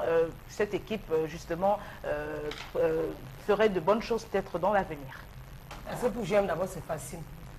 Pour jouer, c'est pas facile. Donc, tu sais qu'on a en train d'insulter les Camerounais, Megui. Ah oui? Sur les réseaux sociaux, bande de faiblard, vous faites même d'abord quoi? Les Camerounais n'aiment pas la défaite. Vous-même courant, on voit. Personne n'aime. C'est facile de courir. Moi-même, quand je quitte ce mail ici, je cours un peu, je respire à peine. Même quand mon enfant m'énerve, qu'elle la poursuit, j'ai mal, je respire à peine. Vous-même partez, je on voit. Oh, bande de... Si vous insultez encore nos lions, ça va m'énerver. Vraiment, apprenez à savoir. D'abord, on ne les a pas dessus. Ils ont marqué un. Vous voulez se marrer leur tête. C'est même quoi? Jusqu'à quelqu'un a insulté mon frère, mon joueur, Bassongo. Depuis quand tu l'insultes? Je vais te bloquer sur Facebook. Ce qui m'énerve, c'est qu'il est mon ami sur Facebook. Je ne te permets pas. Je te bloque. C'est vrai que la situation de cette équipe pose problème parce qu'on sait qu'elle sort quand même d'une CAN victorieuse au Gabon et qu'on devrait être quelque peu mesuré dans nos critiques. Mais ne manquons pas de faire observer ici que cette génération est très très loin de ce qu'on a connu par le passé. Sur le choix des joueurs, la problématique, elle est là, elle est réelle. De nouveau, on ne comprend pas pourquoi est-ce qu'on ne peut pas faire appel à des joueurs qui méritent d'être véritablement sélectionnés.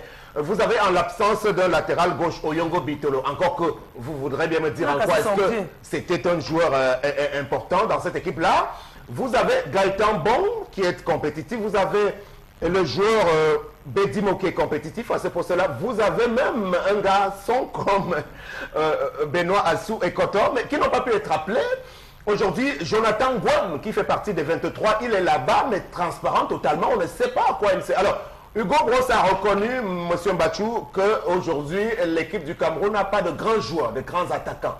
Il a demandé qu'on lui présente un joueur dans le monde entier qui peut être capable de venir lui marquer des buts.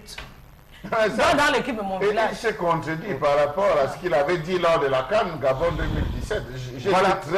J'étais ahuri et j'étais scandalisé de l'écouter le dire en disant qu'il va encore chercher. S'il trouve un buteur, immédiatement il le met dans l'équipe. Le ton avait changé. On a vu quelqu'un qui manipulait ses doigts. Donc vous sentez qu'il hésitait, il cherchait ses mots. Il voulait absolument dire quelque chose aux Camerounais. Alors ça, moi je veux dire, les si, j'aime pas trop. Et je vous l'avais dit lors des matchs, je vous ai dit à la fin, on va arriver à la même chose. Si le Cameroun gagne, si le Cameroun fait comme ça, forcément nous allons devenir, nous serons des champions, forcément nous allons passer au second tour. Mais si je ne les aime pas, on doit éviter de parler au conditionnel dans un pays. Quand il partait, il devait savoir avec qui il part. Est-ce qu'il c'est aujourd'hui qui sait qu'il n'a pas le buteur?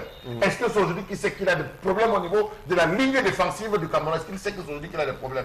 Alors qu'il arrête un peu ces histoires. Alors parlons de ce cas de Samuel Eto'o comme attaquant, l'un des meilleurs toujours malheureusement, qui marque ou heureusement, mais qui ne peut pas être appelé. Parce que dit-on, il a choisi de se mettre lui-même en retraite, unilatéralement.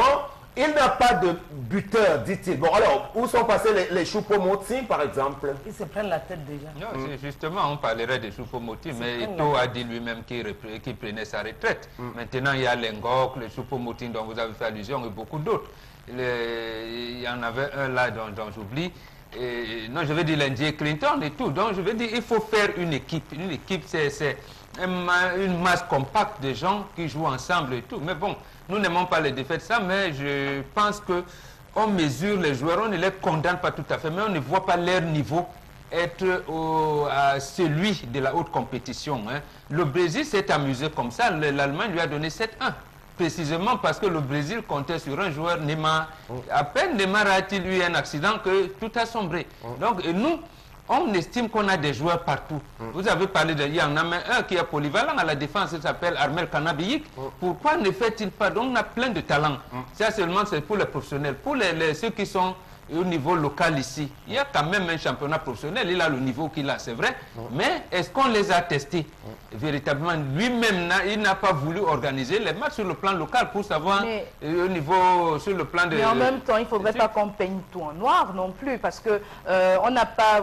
Selon ce que peut-être samedi, si je reprends bien ses propos, on n'a pas véritablement de stars, mais on voit quand même ce que ces enfants ont fait lors de la CAN, ce que ces stars n'ont pas pu. On est plus à la CAN, Meggy. Non, oui, j'en viens. Oui. On a vu ce que... Et le nouveau mondial, c'est deux choses différentes. J'en viens. On a vu ce qu'ils ont fait à la CAN, ce que ces stars n'ont pas pu faire. On n'a pas gagné de Coupe d'Afrique des Nations depuis combien d'années? Ils ont pu redonner ce souffle d'espoir, c'est déjà un mérite. Et même à la Coupe des Confédérations où on retrouve des grandes équipes, notamment des meilleurs des continents, il faut dire que depuis le début de cette Coupe des Confédérations, peut-être on a perdu le premier match. On a fait un match nul hier. Ces grands joueurs non plus n'ont pas pu faire mieux que ça. Donc, il ne faudrait pas qu'on dise, oui, c'est pas trop les stars, les noms et tout. Moi, je trouve qu'on devrait laisser le temps à ces jeunes. C'est une équipe qui se construit. On doit laisser les mains un peu libres à l'entraîneur qu'il construit cette équipe-là. Ils ont un bel avenir s'ils travaillent plus. Oui. Tu as prononcé le nom de Choupo-Moting. Ça, c'est un gars que si on appelle en coup, il va gâter l'équipe nationale. Ils étaient là avant, ils ont fait quoi? La tête. On a besoin des enfants qui nous respectent comme ça. Tu comprends? Nous savons que les enfants qui se respectent. À ce quand aussi, c'est prendre la tête. Donc les gens qu'on n'a pas appelés, non. Moi, je ne me plains pas. Souvent, je vous supporte, mais le tout, sinon, je ne vous supporte pas parce que j'ai l'œil pour voir. Je suis d'ailleurs une grand-mère. Et en plus, Sam, ils ne sont pas jeunes. Ils ne sont pas jeunes. Bon, alors, c'est ces jeunes gens, justement, dont on parle. Bon, c'est vrai que c'est un sujet assez délicat parce qu'il faut bien être au cœur de ce qui se fait dans ce milieu du football qui est un panier à crabes. C'est bien compliqué. On dit, Meggy, que par le passé, les stars nous ont permis de gagner. On a gagné beaucoup de Coupes des Nations avec ces stars-là. Aujourd'hui, on n'a plus de joueurs de talent. On est dans une crise de talent. En 2002, on avait atteint le pic vraiment des meilleurs talents qu'on a pu avoir. Ils grandissent ça. Même Samuel Eto'o aujourd'hui qui est au fait du football. Avant, dans ses débuts, il n'avait pas le même charisme. C'est ce que nous disons. L'homme qui a épousé la plus belle femme a toujours redit sur la beauté de cette femme. Alors nous allons toujours continuer à dire on attend plus. Parce qu'on aime on veut la victoire. Ils sont payés. Ils perçoivent de l'argent. Ils doivent nous donner des résultats. Il ne faudrait pas qu'on dise aux fonctionnaires, aux ministres, arrêtez de voler, arrêtez de piller, qu'on dise à ces gars, allez vous amuser parce qu'on vous donne le temps de grandir. C'est donc l'argent. Voilà, les stars, il n'y en a plus beaucoup dans cette équipe-là, des joueurs capables de débloquer un match, c'est de ça qu'on parle. Des joueurs, des individualités comme on a connu dans les années 80, comme Théophile Abega, Grégoire Mbida, qui ont débloqué la finale face au Nigeria à Abidjan, comme des joueurs comme Etame Mayer, Lorraine, qu'on a connu par le passé, bien d'autres joueurs comme Bumbo Emile, ils sont nombreux. André Kangabiik, on n'a plus cette catégorie aujourd'hui dans les rangs des Lions indomptables. On en aura. Il faut être optimiste. Il faut être optimiste parce que si on se repose sur le principe, ils sont payés, ils doivent des résultats. On est d'accord, nous sommes tenus par les mêmes je veux dire quoi. Voilà. Nous sommes tous payés et on a droit aussi à donner des résultats. Mais maintenant, il faut accepter quand même quand les gens font bien. S'ils font mal, il faut critiquer parce qu'on aime notre pays. Aboubacar Vincent, pour qu'il vous mette un ballon au fond, il faudrait qu'il rate d'abord une bonne vingtaine. Donc on n'a pas besoin forcément d'encourager ce type de joueur. Je dis que l'équipe du Cameroun a connu mieux par le passé. Voilà. Et je sais de quoi je parle. Et ils sont mieux que ceux qui étaient là juste avant. Voilà. Certainement, Meggy a mis avec quelqu'un. Je ne connais personne dans l'équipe. Je suis objectif, il ne faut pas non plus peindre tout en noir. Pourquoi voulez-vous pas qu'ils justifient l'argent qu'on dépense pour eux? Mais c'est pas ce que je dis. C'est pas ce que je dis. On passe à la dernière information, Charles Armel. Donc, on va parler de Pierre Batamat. Justement, on se rappelle qu'il y a quelques jours, le 4e vice-président de la FICAFOOT, voilà, qui a été impliqué dans une histoire. Voilà, il se disait qu'il a été oublié à l'hôtel par la délégation camerounaise, donc qui ralliait Saint-Pétersbourg. Donc, à Moscou, il aurait été oublié à l'hôtel par cette délégation-là. Donc Pierre Batama qui a fait une sortie pour démentir justement cette rumeur. Il a dit non, je n'ai pas été oublié, je suis plutôt victime d'un complot. Pour reprendre exactement ces propos, je suis victime d'un règlement de compte de certains de nos amis aigris qui meurent de jalousie à notre endroit. Il fallait qu'ils trouvent le moyen de me salir. Comment quelqu'un invité de la FIFA, invité VIP de la FIFA, assis à 3 mètres du président Poutine et du roi Pelé, des présidents de la FIFA et de la CAF, peut se retrouver abandonné? C'est incroyable et honteux de la part de ceux qui veulent me saboter. Je suis bel et bien à Saint-Pétersbourg, dans ma chambre d'hôtel avec la délégation camerounaise. Je n'ai pas été oublié. Il a plutôt été... Bon, on n'a pas dit qu'il a été oublié définitivement. Bon, on l'a oublié et on lui a refait un billet d'avion pour rallier Saint-Pétersbourg. Mais je crois que, très sérieusement, s'il rappelle, en tentant de se gargariser du fait qu'il est assis à quelques mètres, on peut se poser la question de la représentativité de ceux qui accompagnent nos délégations officielles. Doit-on avoir ce type de profil? Je suis désolé, à côté des plus grands du monde aujourd'hui. Ça pose la question de tout ce qui pollue l'atmosphère, qui gravite autour des Lions indomptables du Cameroun. Pierre Batama, comment il devient vice-président? Et quand on est vice-président, est-ce qu'on est obligé d'être systématiquement à tous les rendez-vous des Lions indomptables du Cameroun? Je suis désolé, et ça trahit tout simplement leur volonté criante d'aller toujours chercher des prébendes, des privilèges, alors même que le football camerounais se meurt aujourd'hui. On parle de la crise des talents. Qu'est-ce qu'ils ont fait à la FECAFOOT pour que la direction technique nationale, qui elle-même est bancale, handicapée, par le fait de 2 éminents membres, vous avez Jean Manga Ongene et Jean-Paul Akono qui sont invalides aujourd'hui, la DTN n'existe plus, c'est elle qui doit orchestrer le renouvellement des talents dans une sélection nationale dans les différentes catégories respectives. Ils ne font rien, ils sont tout le temps prêts à prendre les avions, aller dans les hôtels, se balader avec femmes et amis. De toutes les manières, c'est comme ça que ça fonctionne. Malheureusement, la FIFA traîne encore à ramener de l'ordre dans cette maison FECAFOOT. Donc il devait faire profil bas. Ça, c'est ce que j'avais envie de dire. Je ne pense pas. Batama, il a le rang, il est vice-président des compétitions nationales et internationales à FECAFOOT. Il est invité par la FIFA, la même FIFA qui a invité Toby Aroko. Et le même Toby Aroko qui a participé aux élections du nouveau président de la FIFA. Donc, vous ne pouvez pas. La FECAFOOT est dans l'illégitimité, M. Mbengan. La FIFA organise sa compétition, elle intègre les membres. Si la FIFA... Moi, je persiste à dire, M. Batama n'a pas la bonne image pour représenter le football camerounais. Je suis désolé, je peux le défendre, je sais comment il a commencé, je sais d'où il vient. On peut avoir mieux, d'ailleurs, on passe... Je n'ai pas dit que non, vous n'êtes pas là pour... Non, vous n'êtes pas là pour museler les gens. Je vous en prie, monsieur Ango. Ce que j'ai à dire, vous avez dit votre propos, je tiens le mien. C'est ce que j'ai à dire. Non, vous savez ce que vous avez dit, vous ne savez pas ce que moi j'ai à dire. Et c'est pas vous qui dictez l'orientation des gens. J'ai dit non. J'ai dit non, il est représentant de la FECAFOOT, président de la commission des commissions nationales. Monsieur Charles voilà, je pense que... C'est chaud, c'est impossible, on ne peut pas faire ça. J'ai dit non, monsieur Pierre Batama. Il ne peut pas me museler, vous ne connaissez pas le fonctionnement de la Convention. La FIFA, la parole de la FIFA fait qu'il y a 5 ans de la dégradation. Vous ne le savez pas, vous n'aurez pas tenu cet engagement, monsieur. Vous ne le savez pas.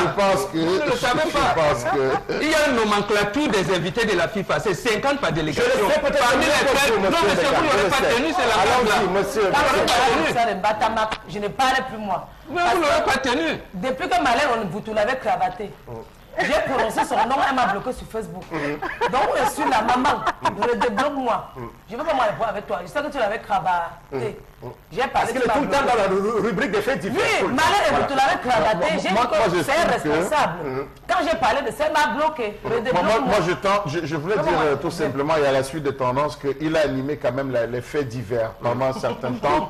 Les faits divers au sein du football camerounais, à plusieurs enseignes, on l'a placardé, n'est-ce pas, le temps sans, n'est-ce pas, de tout ce que vous avez imaginé. On se rappelle des propos acerbes qu'avait envoyé Marlène Mvutu à son endroit, surtout concernant ce qu'ils avaient fait avant qu'elle ne mette au public Qu'il se retrouve aujourd'hui là, pour moi, c'est pas un problème, mais qu'il tienne aussi ce type de propos qu'il a dit en disant je suis à 3 mètres, quelque part quand même, il souhaiterait narguer. Narguer qui? Le dire avec cette posture qu'il a, et on sait que arrivé à un certain poste à des responsabilités, on se doit d'être à la réserve, on a le droit de la réserve, se taire, ne rien dire, savoir voir et ne parfois pas parler. Le dire aujourd'hui, c'est véritablement démontrer que ce que les gens ont dit de lui par le passé est en train de se confirmer, et raison pour laquelle je dirais, sauf erreur et de ma part, vraiment, il n'aurait pas dû non seulement le dire, et peut-être il démontre aujourd'hui que la place qu'il occupe, il la mérite. Très bien, merci beaucoup, Megui. On passe.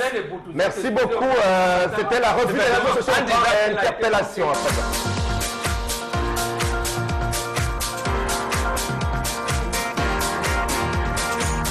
Donc, en ce qui me concerne, la plupart des jeunes sont démoralisés. Si vous voyez, quand on dit peut-être une grève à Douala, le jeune qui se bat ne peut pas s'engager pied et tête parce qu'il cherche à se construire, mais d'autres attendent quoi? S'il y a casse, ils vont récupérer, on vient d'ailleurs, on est à Douala, peut-être c'est pas le chez nous, tout ça. Bon, c'est ça qui fait que déjà, on ne peut pas s'entendre. Celui qui se débrouille comme ça, sort de chez lui à 5 heures, il sait là où il va. Mais il est en bordure de route jusqu'à 22 heures pour attendre ses 2000, 3000. Mais d'autres sont dans les bars disant qu'ils sont chez eux, prêts à tout faire. Donc c'est ça qui décourage même les jeunes. Les cartes d'électeurs sont abandonnés. Chacun vit un peu avec des réserves. Parce qu'on ne sait pas. Prions Dieu que demain il y a un changement. Donc c'est ce que je peux dire.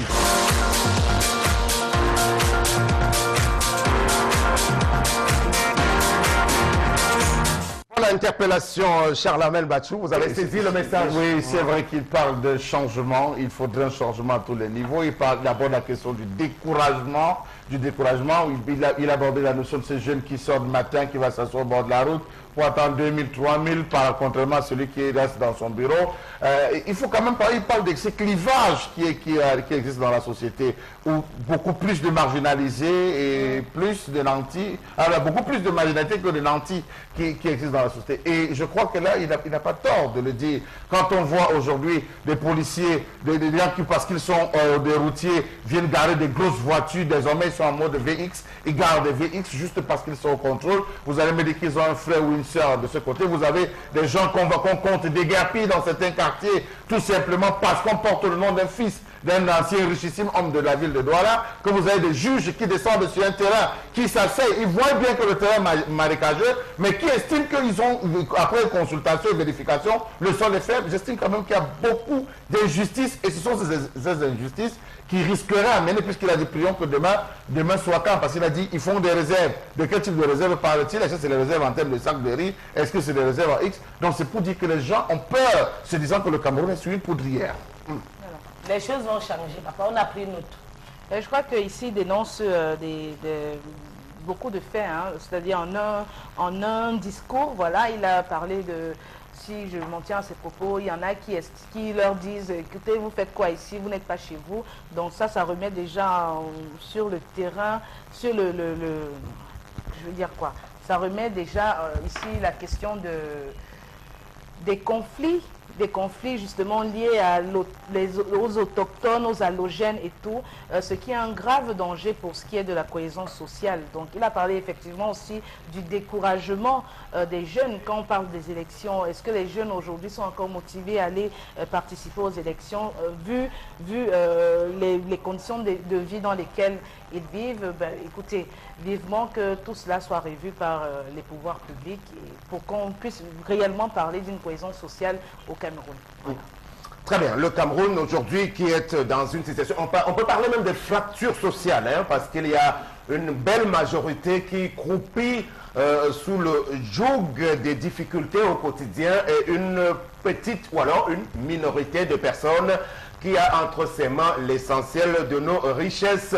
On va donc aller dans la suite de ce programme, restant toujours d'ailleurs sur cette interpellation de notre compatriote pour aller demander à ce qu'il y ait un peu plus, on peut le souhaiter, des mesures qui vont dans le sens de trouver des solutions pour l'emploi au Cameroun. En tout début de ce programme, on évoquait cette nouvelle qui arrive du ministère de la fonction publique, un recrutement de 1000 jeunes gens considérés comme étant du domaine du bilinguisme, peut-être un début de réponse aussi dans la crise anglophone que voudrait apporter le chef de l'État à travers ce recrutement.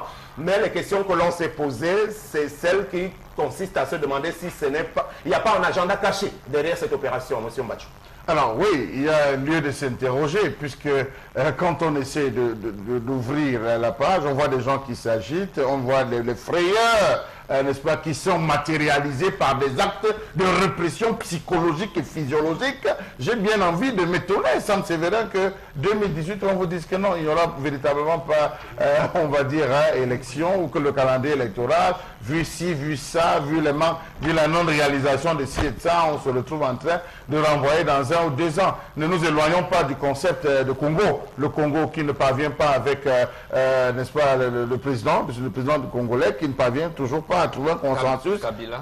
Oui, Kabila, il ne parvient pas toujours, à trouver un consensus. Tantôt il dit une chose, on va faire, après il se répète en disant je n'ai pas dit, et tout. Donc j'estime que je ne voudrais pas que nous nous retrouvions dans cette coloration. Nous savons, tous savent et se préparent, sachant que 2018, c'est le jour de l'année de l'affrontation, où sur tous les plans, on va se retrouver, aller concourir et faire le choix de ceux qui mériteront d'avoir désormais notre confiance ou à condition que ce calendrier soit respecté, effectivement. Merci. S'il est connu.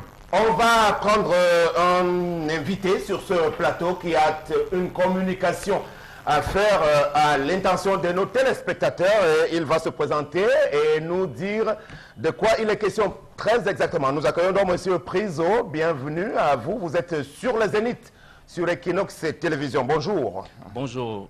Bonjour à toute l'équipe de Zénith. Alors, vous soulevez bien votre micro. Voilà, c'est ça. Merci. Bonjour à tous les téléspectateurs de Equinox, dans tous les sens. Donc, je m'appelle Monsieur Isidore Joachim Priso-Koto. Et je suis ici au nom du comité de supervision de l'organisation de l'hommage à Kindi Kampondo Akwa. Nous fêtons ses 100 ans de décès. Il est décédé effectivement en décembre 1916 à Kampo, en exil, étant roi. Et après 100 ans, nous venons vers les Camerounais faire son hommage. Hommage, ça suppose qu'il a fait quelque chose d'important pour l'avenir, pour le futur du Cameroun. Nous célébrons une personne grandiose, parce que c'est pour ça qu'on fait cet hommage-là. Et nous voulons partager avec tous les Camerounais la reconnaissance de ce qu'il a fait tout le long de sa vie et pour le Cameroun. Alors, citez quelques exemples de ce qu'il a fait pour le Cameroun.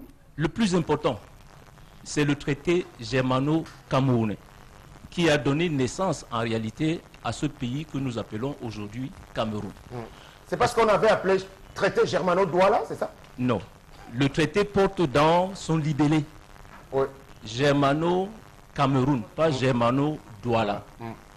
Juste pour préciser que vous tous, parce qu'on vous suit tout le temps dans le Cameroun, votre émission, vous savez que même les jeunes apprennent à l'école primaire d'où vient le nom Cameroun. Donc depuis 1472, les Portugais ont appelé la rivière des crevettes. Rio dos Camarões. Merci beaucoup. Prudence. C'est ce que j'ai appris à l'école, papa. C'est ça. Alors, ce Camarões est devenu Cameroun en Espagne, en espagnol, est devenu Cameroun en anglais, OO, et est devenu après Cameroun avec K et U en allemand, et en français, donc c'est devenu le Cameroun avec OU.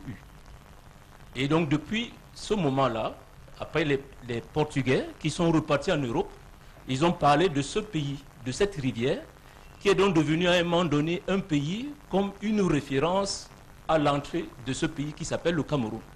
Et donc à ce moment-là, à ce traité, pour que les Allemands expliquent à tous les Européens qu'ils ont un nouveau territoire en Afrique, ils l'ont appelé donc le pays dit Cameroun, le pays Cameroun. Et donc c'est ce traité qui donne naissance à notre pays de manière internationale. Et donc on pourrait dire qu'en réalité, comme c'est lui qui l'a signé, avec tous les autres chefs, y compris le chef de Bonanjo, les Belles, le chef Ndoumbe Lobé, mais lui, il a co-signé, parce qu'en ce moment-là, c'est lui qui était le chef du Ngondo. Et c'est pour ça qu'on veut donc le célébrer. Ça, c'est le premier exemple. Le deuxième exemple, je ne sais pas, de mémoire, s'il y a un roi au Cameroun qui a fini sa vie en prison. Parce que lui, il a régné, et donc de 1878 à 1911. Les 5 dernières années, il les a passées en prison, en exil. Alors, pourquoi il est passé les 5 dernières années en prison? Parce que dans le traité, il demandait une protection de l'Allemagne. Et donc, pour obtenir cette protection, ils se sont déchargés de leur pouvoir régalien, de leur pouvoir de roi. Mais en disant aux Allemands, ce pays, qu'on appelle donc dans ce traité le Cameroun, on ne bouge pas ses frontières. Là où se trouvent les Camerounais, vous n'allez pas les déplacer. Les frais de douane, parce qu'on faisait beaucoup de commerce, reviennent à ces Camerounais-là, entre autres. Et lorsque les Allemands ont eu ce papier, ils sont donc repartis en Europe. Et vous vous souvenez, si vous avez les dates précises, je crois que Mbombok en parle réellement tout le temps. En juillet, on a signé ce traité. En novembre 1884, il y a la conférence de Berlin qui repartit le monde entre les Allemands, les Français, les Anglais, les Portugais et entre autres, parce que les Allemands voulaient avoir un territoire en Afrique. Et donc, ils se sont donc précipités à accepter ce traité tel qu'il est. Signé donc comme ça, ayant obtenu la décision donc de Berlin, de conférence de Berlin, ils reviennent et ils n'appliquent rien de ce traité. Et c'est ce qui a fait donc la guerre. Oui. Alors, à quoi est-ce qu'on va s'attendre, les gens, lors de cette célébration? Est-ce qu'on va revoir ces vidéos? Est-ce qu'on va voir les photographies? Comment est-ce qu'on va commémorer ces 100 ans? Bien, on a commencé en décembre 2016 par le côté rituel, tradition de cet événement, parce que chez nous, nous devons nous rendre vers nos ancêtres pour leur demander la force, l'intelligence et le pouvoir de faire ce que nous voulons faire. Donc on l'a fait au Mbanya, on l'a fait au mausolée à Douala-Ba, pour ceux qui connaissent la ville de Douala, il se trouve sa tombe, et on y a été parce qu'on se rend toujours à la tombe. On a fait la retraite au Fambro dans le canton Akwa, c'est-à-dire entre Kanyabassi et le port de Douala, et entre donc Bonadi-Bon et le rond-point 4e, ça fait une partie du canton Akwa, parce qu'il y a aussi Akwa Nord, qui est aussi une deuxième partie de ce canton-là. Alors, mais on a lancé la cérémonie en janvier, par un point de presse, pour annoncer effectivement à tous les Camerounais cet événement. Parce que nous voulons que l'événement ne soit pas seulement, actuellement on parle beaucoup de Douala, qui soit un événement camerounais, qui concerne tous les Camerounais. Parce que ce papier dont on est en train de parler concerne tous les Camerounais. Alors, on va donc aller jusqu'en décembre 2017. On va faire un point d'arrêt que j'appellerai historique et scientifique, pour que nous tombions tous d'accord sur cette période. Parce qu'il y a beaucoup de positions. Certains sont pour, certains sont contre. On a donc invité des professeurs en Allemagne, des professeurs aux États-Unis qui travaillent sur ce sujet du Cameroun et des professeurs camerounais. Et donc cette conférence internationale, elle va avoir lieu jeudi prochain, le 29. Et ils vont donc expliquer la recherche qu'ils ont faite pour que nous nous mettions tous d'accord. Donc il y aura les institutions, c'est-à-dire les représentants du gouvernement et de l'État, parce que ce sont eux qui vont décider si oui ou non cet hommage mérite d'être annoncé et qualifié d'hommage emblématique, d'une personne emblématique. Très bien. On va sortir, Monsieur le Président. Donc on prend la conclusion. Finalement, qu'est-ce que vous recherchez? Vous rappelez juste la thématique de cet hommage qui est donc rendu à l'un de vos ancêtres qui aura œuvré pour la mise en place de cette nation qu'est le Cameroun aujourd'hui. L'objectif recherché, finalement? L'objectif recherché, c'est sa reconnaissance par la nation. Oui. Comme quelqu'un qui a donc fait ce que je viens de dire en synthétique. On va faire en sorte que les Camerounais d'autres communautés, qui ont eu aussi des personnages très célèbres, qui ont participé dans ce que nous sommes aujourd'hui, on a tendance à les oublier. Parce qu'on constate qu'à Campo, il n'est pas le seul roi ou le seul chef traditionnel très élevé qui est décédé à cet endroit. Et nous disons chez nous, les Camerounais, pas seulement chez les Douala, c'est le passé qui crée le présent. Quand le présent ne s'aligne pas sur le passé, il y aura forcément quelque chose qui ne marcherait pas et forcément l'avenir ne sera pas un avenir joyeux pour tout le monde. Et donc le but ici c'est de réveiller notre mémoire. Parce que quand on parle de 1884, on a l'impression que ce n'est pas le Cameroun. Mais il y avait le Cameroun depuis ce moment-là. Et il s'agit pour nous de partir de cet homme emblématique, de faire ressusciter d'autres hommes emblématiques dans toutes nos communautés, de telle manière que le Cameroun puisse avoir une histoire solide. Merci. Parce que les jeunes veulent savoir d'où ils viennent, où ils vont et comment ils doivent faire pour y aller. Merci beaucoup, Monsieur le Président. Rappelez juste le nom du personnage qui est en célébration. C'est le King Dika Pondo Akwa. King Dika Pondo Akwa, c'est à retenir tout autant que bien d'autres personnalités de l'histoire du Cameroun, Adolphe Ngossodine, le roi Mangabel, Martin Paul Samba et autres, Félix Roland Moumier, Monsieur Robin Oumniobé, comme il l'a relevé notre invité, pour susciter ce rappel mémoire en direction de tous ceux-là qui ont œuvré à ce que nous soyons, ce que nous sommes aujourd'hui, malgré quelques dysfonctionnements, mais le Cameroun part bien de quelque part. Merci beaucoup d'avoir accepté notre invitation. Et à bientôt. Nous vous remercions aussi. Voilà. Alors on sort avec les derniers messages que nous avons reçus ce jour. Voilà, donc Carole Awa de Bonamoussadi qui nous dit « Il faut reconnaître que les Lions ont fait beaucoup d'efforts, ils compétissent avec les meilleurs de chaque continent. Il faut les encourager. D'autres sont revenus de la Coupe du Monde avec 0 point. Arrêtons de les affaiblir, d'affaiblir leur morale. Et ils ont plutôt besoin de nos soutiens. » Donc un autre message qui nous dit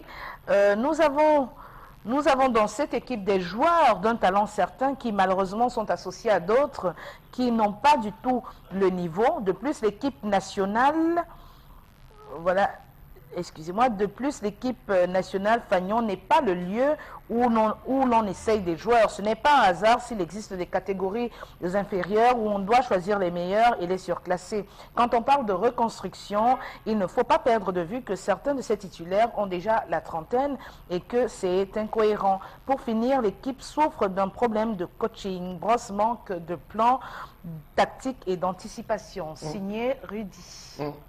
Hier, on parlait justement de tactique dans le match contre l'Australie. Des observateurs assez avertis ont pensé que l'équipe n'avait pas un plan de jeu. On ne sait pas ce que Hugo Bross voulait faire. Bon, c'est vrai que tendance, tu n'es pas très spécialiste des questions de tactique et de technique. La question là, moi, ça me dépasse ça. Oui. Quand le collègue peut dire qu'il ne connaît pas, mais mon problème, c'est que Hugo Bross avait d'abord dit qu'il ne veut pas les ordres.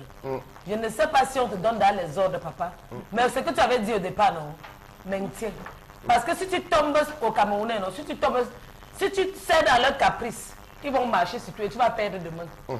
Je suis une Camerounaise, je sais ce que ça fait parce que nous on aime le rora, on aime faire la queue aux gens. Donc comme tu avais dit au départ que tu es prêt, il faut être prêt jusqu'à la gare. Alors Charles Hamel, est-ce qu'il a les coudées franches? Est-ce qu'il a vraiment les mains libres, le sélectionneur, quand vous l'entendez aujourd'hui? Je l'ai écouté hier, j'ai écouté, mais j'ai l'impression qu'il y a de l'implicite. Il y a quelque chose au fond. Il a comme des petites pressions. Mais il a commencé par faire des dénonciations à Bruxelles, on se rappelle quand même. Mais il a été rapidement muselé. On sait tout ce qui s'est passé après. Tout le réseau a été démantelé, on a affecté, on a créé tout un désordre. Mais je pense qu'il a des pressions qu'il ne peut pas dire, qu'il ne saurait dire pour maintenir ses positions, peut-être ses avantages. Alors là, il a essayé de parler. C'est à nous de comprendre que peut-être il a eu à chercher des gens. On lui a dit, on ne veut pas voir, raison pour laquelle il dit, si vous trouvez, eh bien, amenez, je le recrute. De Paris qu'il a eu à faire. Depuis la page Facebook de notre émission, Ernest François Mundindo qui nous dit pour la situation, c'est relatif à l'histoire du jour de tendance, pour la situation de la femme qui a bâclé la porte à son mari, certes il faut qu'elle soit soumise à son époux, mais en amont il est aussi écrit Marie aimez vos femmes. Elle a mal agi de même que son mari qui se comporte mal parce qu'aujourd'hui l'amour charnel a pris le dessus sur l'amour spirituel et c'est regrettable dans les foyers dans lesquels on retrouve encore ce ce genre de déviance morale. Voilà, c'est Ernest qui signe ce message.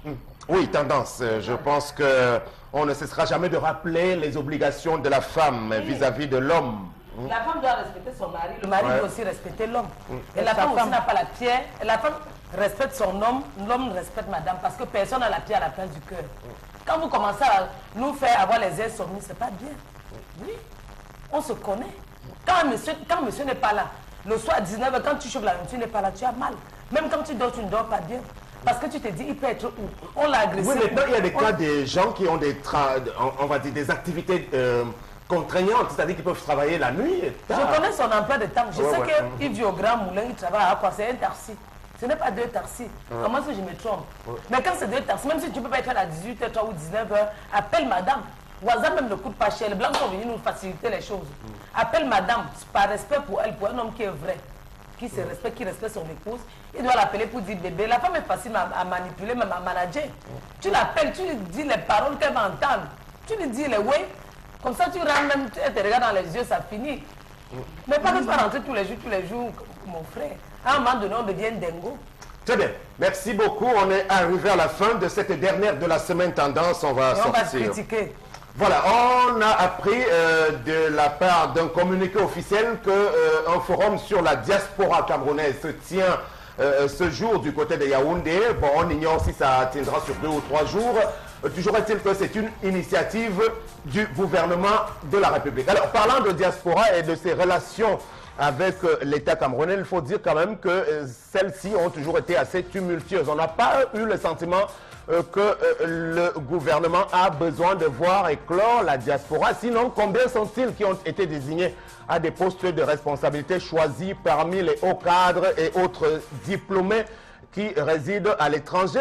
Il y a même cette autre affaire liée à la double nationalité. On a le sentiment qu'ils sont assez régulièrement muselés, ceux-là qui présentent une double nationalité. Comment comprendre par exemple que pour devenir président de la Société de gestion collective de droits d'auteur, désormais il ne faut plus être reconnu comme ayant la double nationalité? Ça, c'est une belle incongruité qui a été soulevée. Donc, à tous ceux-là, représentants de notre diaspora, il va bien falloir que ça se joue franc, que l'on joue franc jeu sur la table des discussions pour qu'à l'horizon de 2018, tenez, on parlait des élections tout à l'heure, que la diaspora qui est constituée de tous ces gens qui résident à l'étranger ait voix au chapitre, puisque nous avons parmi ceux-ci beaucoup de beau monde.